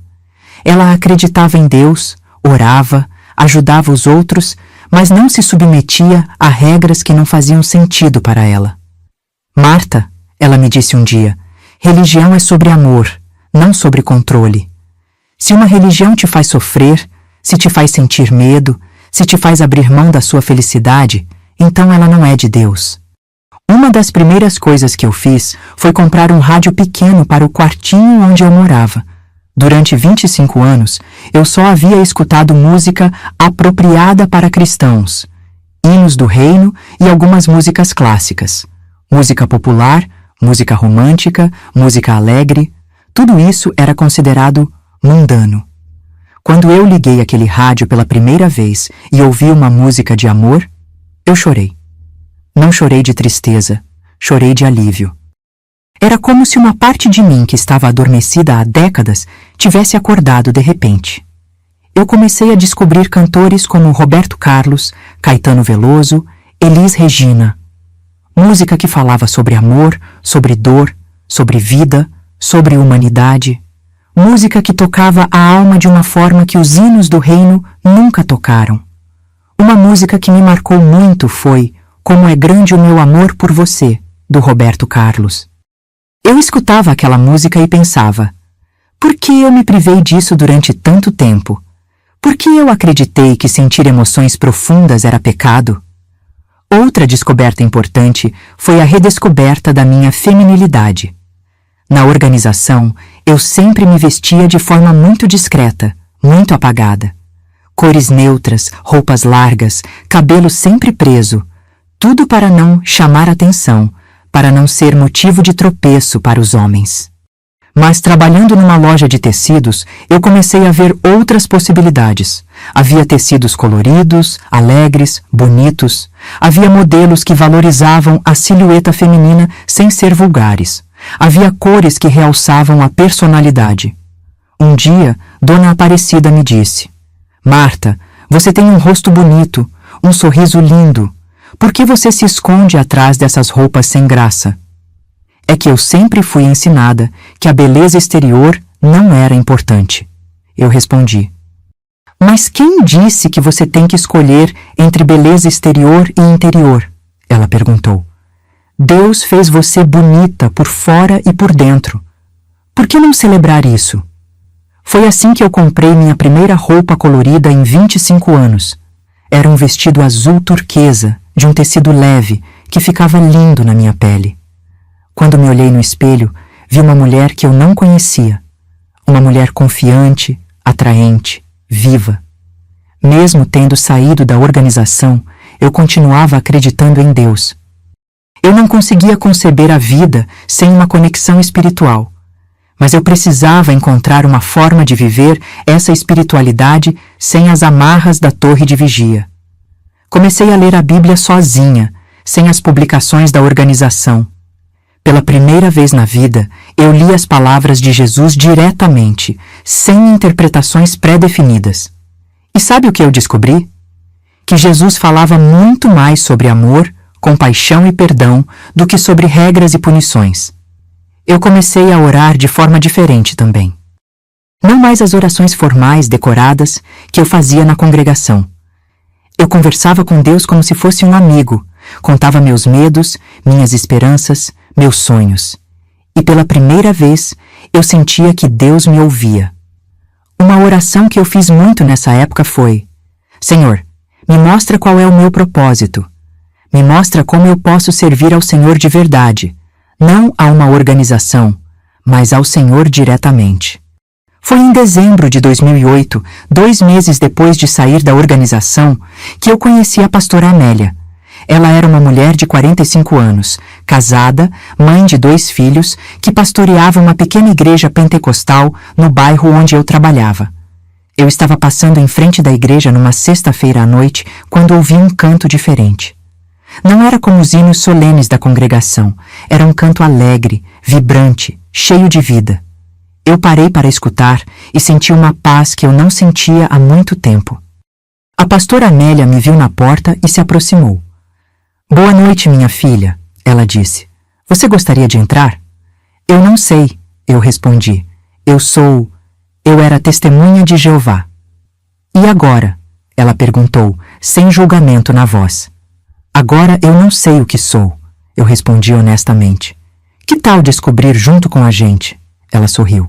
Não tem compromisso, não tem pressão, apenas um lugar para buscar Deus. Eu entrei naquela igreja com o coração cheio de dúvidas. Estava acostumada com cultos silenciosos, formais, controlados, mas encontrei algo completamente diferente. As pessoas cantavam com alegria, levantavam as mãos, algumas choravam, outras dançavam. Havia uma liberdade de expressão que eu nunca havia visto numa reunião religiosa.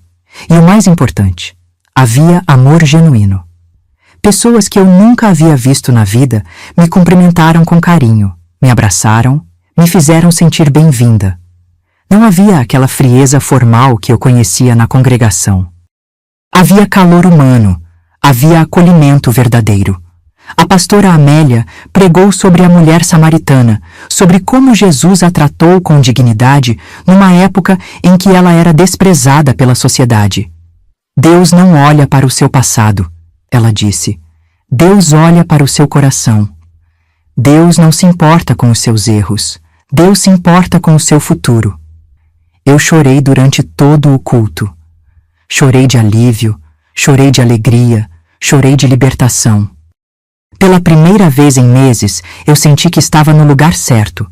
Mas nem tudo foi fácil, meus queridos.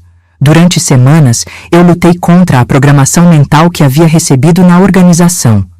Eu tinha sido ensinada que todas as outras religiões eram falsas, que apenas as testemunhas de Jeová tinham a verdade. Isso é apenas emoção, eu me dizia. Isso não é a verdade bíblica. Essas pessoas estão sendo enganadas por Satanás. Você está se desviando do caminho certo. Eram vozes que eu ouvia na minha cabeça. Vozes dos ensinamentos que eu havia recebido por 25 anos. Vozes que tentavam me fazer voltar para a organização, voltar para Roberto, voltar para a vida de mentiras que eu havia deixado. Mas toda vez que eu ia à igreja da pastora Amélia, eu sentia uma paz que desmentia essas vozes. Eu via pessoas sendo transformadas, pessoas sendo curadas, pessoas sendo libertadas. Eu via o amor de Deus em ação, não apenas em palavras. Mês após mês, eu fui mudando. Não era apenas por fora. Embora eu estivesse mais bonita, mais bem cuidada, mais confiante, era por dentro que a transformação estava acontecendo. Eu estava aprendendo a me valorizar. Estava aprendendo que eu tinha o direito de ser respeitada, o direito de ser amada, o direito de ser feliz. Estava aprendendo que submissão não significava aceitar humilhação, que perdão não significava permitir que me machucassem continuamente. A pastora Amélia me ajudou muito nesse processo. Ela me ensinou que Deus me amava exatamente como eu era, que eu não precisava me provar para ninguém, que eu não precisava ser perfeita para ser aceita. Marta, ela me disse um dia, você passou a vida tentando agradar uma organização que nunca se importou realmente com você. Que tal passar o resto da vida tentando agradar a Deus, que te ama incondicionalmente? Foi em março de 2009 que eu senti pela primeira vez o que a pastora Amélia chamava de chamado de Deus. Eu estava orando quando senti uma voz interior dizendo: você vai ajudar outras mulheres que passaram pelo que você passou. No início, eu não entendi o que isso significava. Como eu poderia ajudar outras pessoas se eu mesma ainda estava me reconstruindo? Como eu poderia ser útil se eu ainda estava aprendendo a viver? Mas a pastora Amélia me explicou. Marta, Deus não espera você estar perfeita para te usar.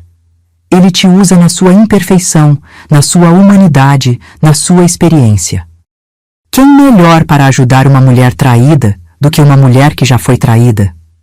Foi assim que eu comecei a compartilhar minha história na igreja. No início, era apenas um testemunho simples, de 5 minutos, sobre como Deus havia me libertado de uma vida de mentiras. Mas depois do culto, 3 mulheres vieram conversar comigo. Uma estava passando por problemas similares no casamento. Outra estava questionando sua fé. A terceira estava sofrendo com a rigidez da religião onde congregava. Irmã Marta, uma delas disse, obrigada por ter a coragem de contar sua história. Você me deu esperança de que eu também posso recomeçar. Foi nesse momento que eu entendi qual era o meu propósito.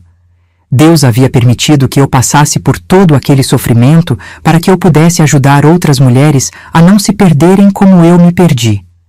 Em abril de 2009, eu tomei a decisão que estava adiando há meses: pedir o divórcio. Roberto ainda tentava me convencer a voltar, ainda mandava recados através de pessoas da congregação, ainda acreditava que eu ia voltar à razão. Mas eu havia encontrado a razão. A razão estava em viver uma vida autêntica, em ter relacionamentos verdadeiros, em servir a Deus de forma genuína, não através de uma organização controladora. O processo de divórcio foi doloroso, mas necessário. Roberto tentou dificultar tudo, usou advogados da organização, tentou provar que eu havia abandonado o lar injustificadamente. Mas eu tinha provas da traição, tinha testemunhas, tinha a verdade do meu lado. A congregação, como eu esperava, me desassociou oficialmente. Eu recebi uma carta formal dizendo que estava sendo expulsa por abandonar a organização de Jeová e por causar divisão na congregação. Aquela carta, que deveria me deixar triste, na verdade me trouxe alívio. Era o fechamento oficial de um capítulo da minha vida. Eu não precisava mais fingir, não precisava mais me preocupar com o que os anciãos pensavam, não precisava mais viver de acordo com regras que não faziam sentido para mim. Algumas pessoas da cidade me evitavam na rua, outras me olhavam com curiosidade, mas muitas, principalmente mulheres, vinham conversar comigo discretamente, querendo saber como eu havia tido coragem de recomeçar. Foi nesse período que eu descobri o que era verdadeira amizade. Não as amizades condicionais que eu tinha na congregação, baseadas em princípios religiosos e comportamentos aprovados, mas amizades genuínas, baseadas em afeto, respeito e carinho verdadeiro. Dona Aparecida se tornou uma amiga de verdade. A pastora Amélia se tornou uma mentora espiritual. As mulheres da igreja se tornaram irmãs no sentido mais profundo da palavra. Eu tinha uma rede de apoio que eu nunca havia tido na congregação. Pessoas que se importavam comigo pelo que eu era, não pelo que eu fazia ou deixava de fazer. Pessoas que me amavam nas minhas imperfeições, que me apoiavam nos meus momentos difíceis, que celebravam comigo as minhas vitórias. Meus queridos, a cura interior é um processo longo e doloroso. Não acontece de um dia para o outro. Não é como tomar um remédio e ficar curado.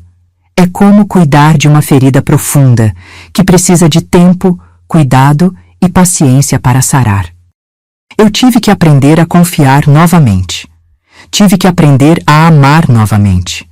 Tive que aprender a acreditar novamente. Tive que aprender a me perdoar por ter aceito uma vida que não me fazia feliz durante tanto tempo. Mas principalmente, eu tive que aprender a me conhecer. Quem era a Marta sem o Roberto? Quem era a Marta sem a organização? Quem era a Marta livre para ser ela mesma? Descobri que eu era uma mulher forte, corajosa, resiliente. Descobri que eu tinha opiniões próprias, sonhos próprios, desejos próprios. Descobri que eu era capaz de recomeçar, de se reinventar, de construir uma vida melhor. A pastora Amélia começou a me orientar sobre o ministério. Ela me ensinou sobre teologia, sobre liderança, sobre como ajudar pessoas que estão sofrendo. Ela me preparou para ser não apenas uma crente, mas uma serva de Deus no sentido mais amplo. Marta, ela me disse, Deus te chamou para ser pastora. Não porque você é perfeita, mas porque você conhece a dor. Não porque você tem todas as respostas, mas porque você fez as perguntas certas. Eu comecei a estudar a Bíblia de forma mais profunda, a entender os contextos históricos, a interpretação dos textos, a aplicação prática dos ensinamentos. Era um estudo completamente diferente do que eu fazia na organização. Era um estudo livre, questionador, transformador. Foi em outubro de 2010, 2 anos depois de sair da organização, que eu fui ordenada pastora. A cerimônia foi simples, mas profundamente significativa. Eu estava ali, uma mulher de 53 anos que havia perdido tudo, mas que havia encontrado seu verdadeiro propósito. A pastora Amélia foi quem me ordenou, junto com outros pastores da região. Quando ela pôs as mãos sobre minha cabeça e orou, eu senti uma presença divina que eu nunca havia sentido em 25 anos na congregação. Senhor, ela orou, abençoe esta mulher que o Senhor chamou para ser pastora. Use as feridas dela para curar outras feridas. Use a experiência dela para libertar outras mulheres. Use a vida dela para glorificar o seu nome. Quando terminei de receber a ordenação, eu olhei para as pessoas que estavam ali. Dona Aparecida, as irmãs da igreja, amigos que eu havia feito nessa nova jornada, e senti uma gratidão profunda. Eu havia encontrado minha verdadeira família. Com a ajuda da pastora Amélia e de alguns irmãos da denominação, eu abri uma pequena igreja no bairro São José, numa casa alugada que conseguimos adaptar. Não era nada luxuoso, banco simples, um púlpito de madeira, uma decoração básica.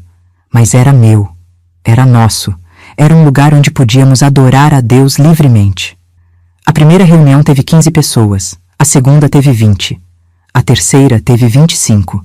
Em 6 meses, estávamos com 50 pessoas frequentando regularmente. E sabe por quê? Porque as pessoas sentiam o amor genuíno, sentiam a liberdade, sentiam que podiam ser elas mesmas ali. Muitas das mulheres que frequentavam a igreja haviam passado por situações similares à minha.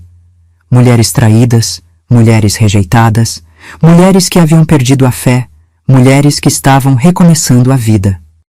Meu ministério se especializou em restauração de casamentos que podiam ser salvos, restauração de mulheres que haviam sido quebradas, restauração de famílias que estavam destruídas. Eu criamos um grupo de apoio para mulheres que haviam sido traídas. Nos reuníamos toda quarta-feira à noite para conversar, orar, estudar a Bíblia e, principalmente, para nos apoiar mutuamente. Irmãs, eu sempre dizia para elas, o que aconteceu com vocês não define quem vocês são. Vocês não são vítimas. Vocês são sobreviventes. Vocês não são fracassadas. Vocês são vitoriosas. Vocês não são rejeitadas. Vocês são amadas por Deus. Meus queridos, eu não tenho palavras para descrever a alegria que sentia quando via vidas sendo transformadas. Mulheres que chegavam quebradas, humilhadas, sem esperança, e saíam restauradas, confiantes, cheias de propósito. A irmã Joana chegou à igreja após descobrir que o marido a traía há 10 anos. Estava devastada, sem vontade de viver, sem fé em Deus.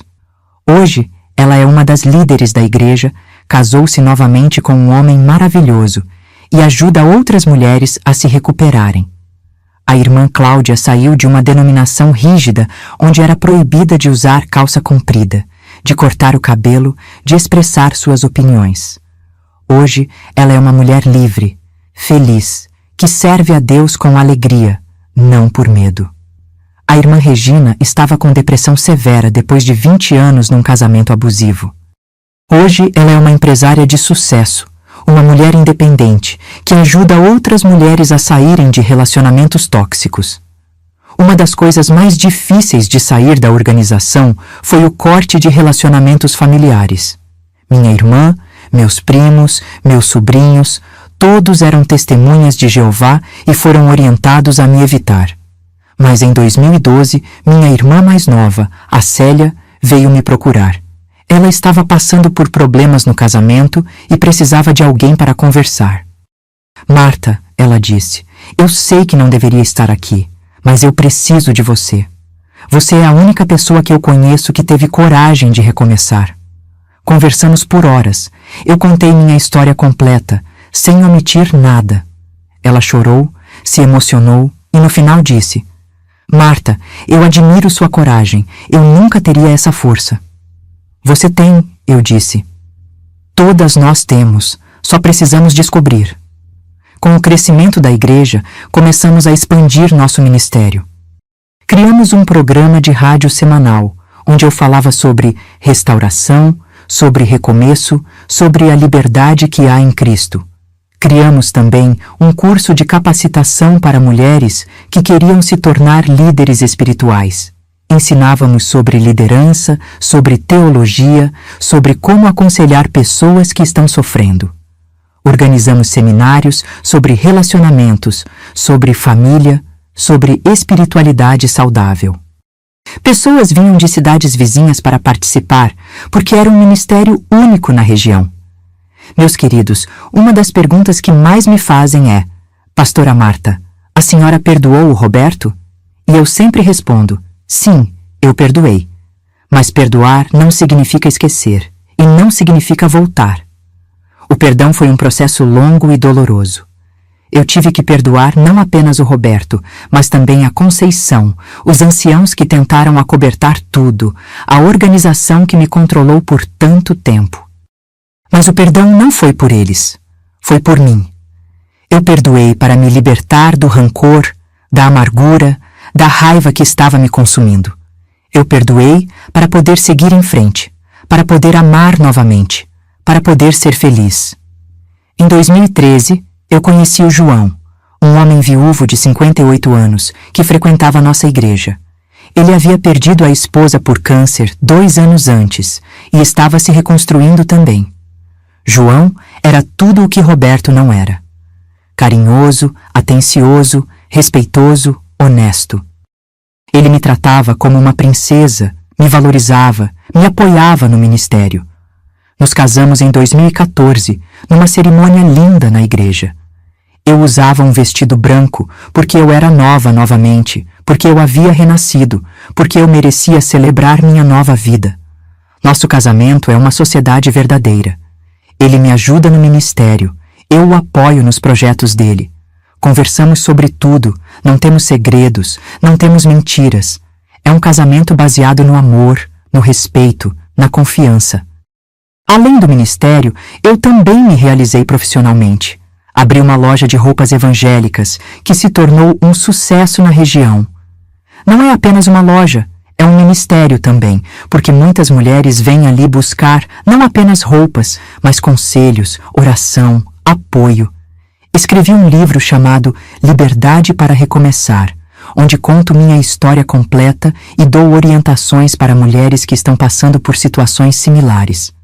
O livro foi bem recebido e tem ajudado muitas pessoas. Dou palestras em igrejas, em grupos de mulheres, em seminários, compartilhando minha experiência e mostrando que é possível recomeçar. Não importa a idade, não importa a situação. Meus queridos, hoje eu posso dizer que sou uma mulher plena. Não perfeita, mas plena. Não porque não tenho problemas, mas porque tenho paz. Não porque tenho todas as respostas, mas porque tenho fé. Minha espiritualidade hoje é livre, autêntica, genuína.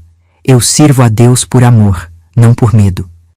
Eu oro porque quero conversar com Ele, não porque é obrigação. Eu leio a Bíblia porque me alimenta, não porque é regra.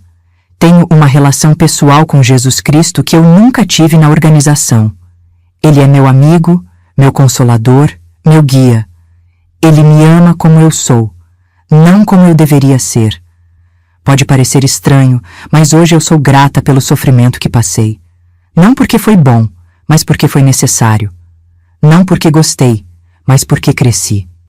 Se eu não tivesse descoberto a traição do Roberto, eu continuaria vivendo uma mentira. Se eu não tivesse saído da organização, eu nunca teria descoberto o meu verdadeiro propósito. Se eu não tivesse passado por toda aquela dor, eu nunca poderia ajudar outras mulheres a superarem a deles. Deus usou o que era para me destruir, para me construir. Usou o que era para me humilhar, para me honrar. Usou o que era para me quebrar, para me fortalecer.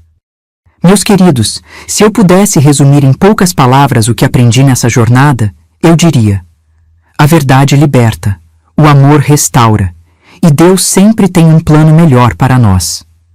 Aprendi que não devemos ter medo de questionar, de buscar, de descobrir. A verdade não teme o questionamento. Se uma religião ou uma organização não permite que você faça perguntas, desconfie. Deus não tem medo das suas dúvidas. Aprendi que o amor verdadeiro não controla, não limita, não diminui. O amor verdadeiro liberta, engrandece, dignifica. Se um relacionamento te faz sentir pequena, se te faz abrir mão de quem você é, então não é amor. Aprendi que nunca é tarde para recomeçar. Eu tinha 51 anos quando comecei minha nova vida. Hoje, aos 68, sou mais feliz do que nunca. A idade não é limite para a felicidade, a experiência não é barreira para os sonhos. Se eu pudesse voltar no tempo, há algumas coisas que eu faria diferente. Primeiro, eu teria questionado mais. Teria feito mais perguntas, teria investigado mais, teria confiado mais na minha intuição. Segundo, eu teria valorizado mais a mim mesma. Não teria aceito ser tratada como invisível. Não teria permitido que minhas necessidades fossem ignoradas. Não teria abdicado da minha individualidade. Terceiro, eu teria buscado ajuda mais cedo. Não teria tentado resolver tudo sozinha. Não teria guardado meus sofrimentos para mim. Não teria me isolado tanto. Mas também sei que cada pessoa tem seu tempo, sua jornada, seu processo. Talvez eu precisasse passar por tudo aquilo para chegar onde cheguei. Talvez a dor fosse necessária para a cura, o quebrantamento fosse necessário para a restauração.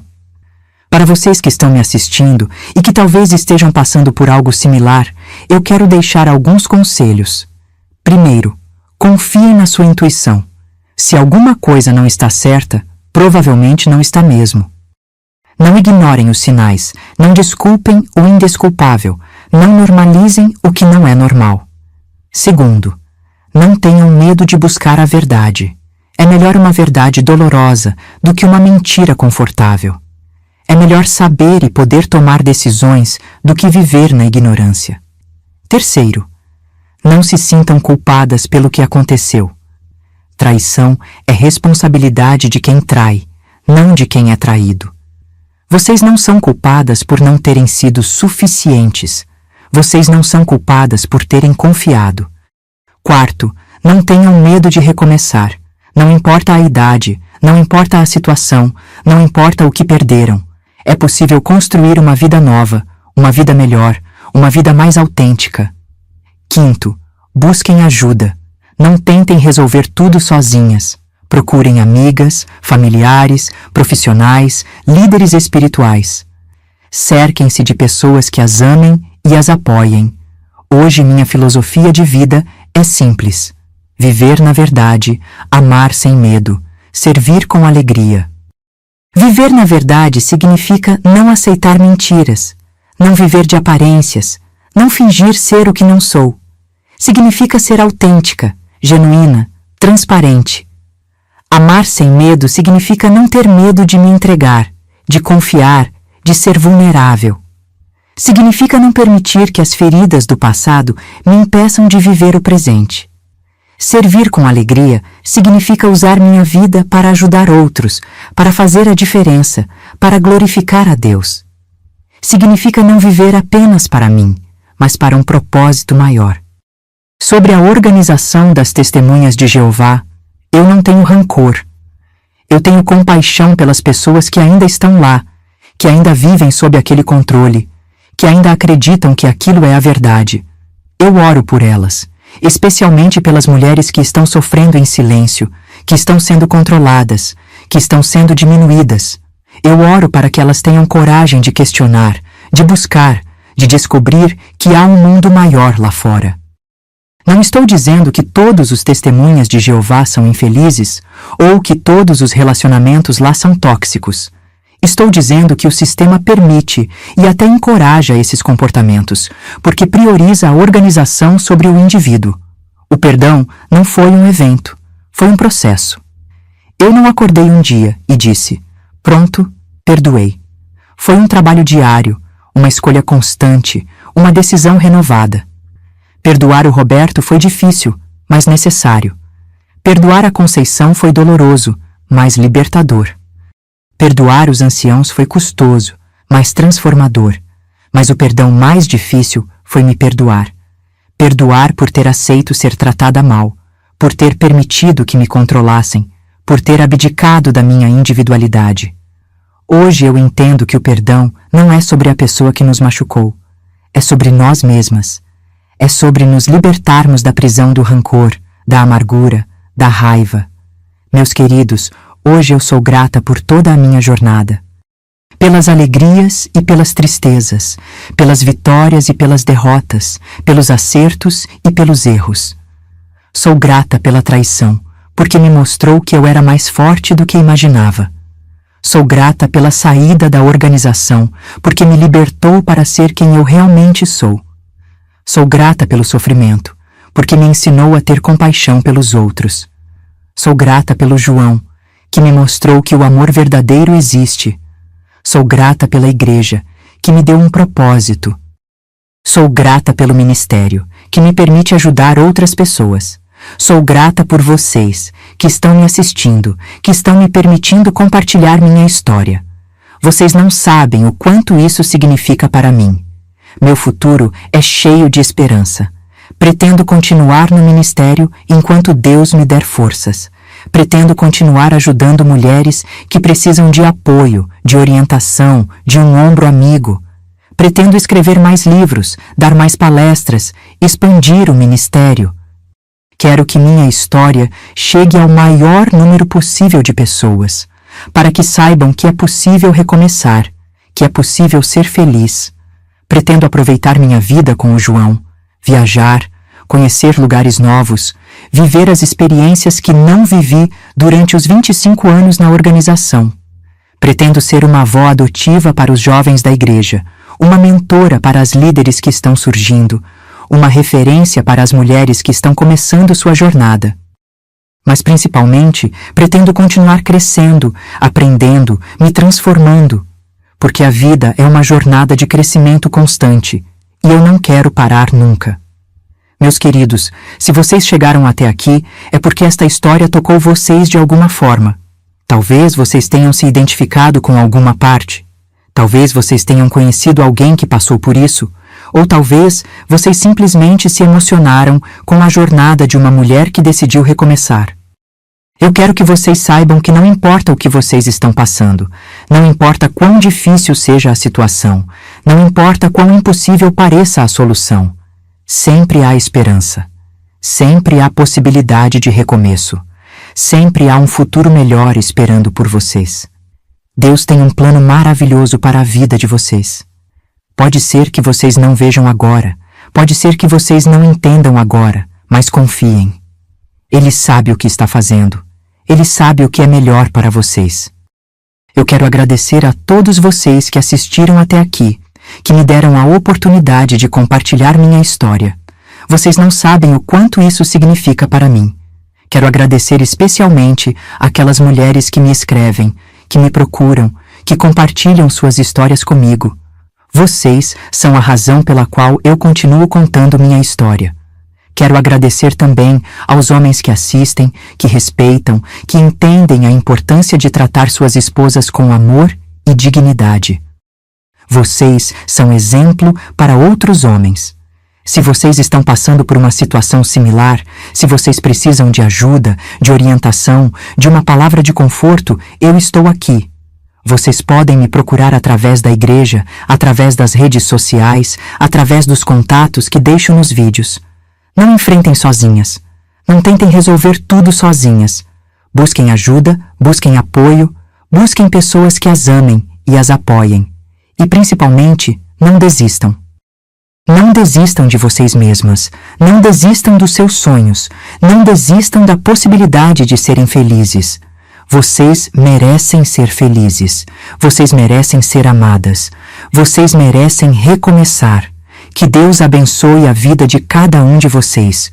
Que Ele cure as feridas. Que Ele restaure os sonhos. Que Ele renove as esperanças. Que Ele dê força para aqueles que estão sofrendo, sabedoria para aqueles que estão decidindo, coragem para aqueles que estão recomeçando. Que Ele proteja os lares. Que Ele abençoe os casamentos. Que Ele fortaleça as famílias. E que Ele use a história desta velhinha aqui para tocar corações, para transformar vidas, para glorificar o nome dEle. Obrigada por me acompanharem nesta jornada. Obrigada por me permitirem dividir com vocês a história mais difícil e mais bonita da minha vida. Se gostaram do vídeo, deixem o like, se inscrevam no canal, ativem o sininho para receberem as notificações. Compartilhem com outras pessoas que possam precisar ouvir esta mensagem. E não se esqueçam de entrar no nosso grupo do WhatsApp. O link está na descrição do vídeo. Lá mandamos todos os dias mensagens de encorajamento, histórias de superação, orações especiais. Até o próximo vídeo, meus queridos. Que Deus os abençoe grandemente. Um beijo no coração de cada um de vocês. Tchau, tchau.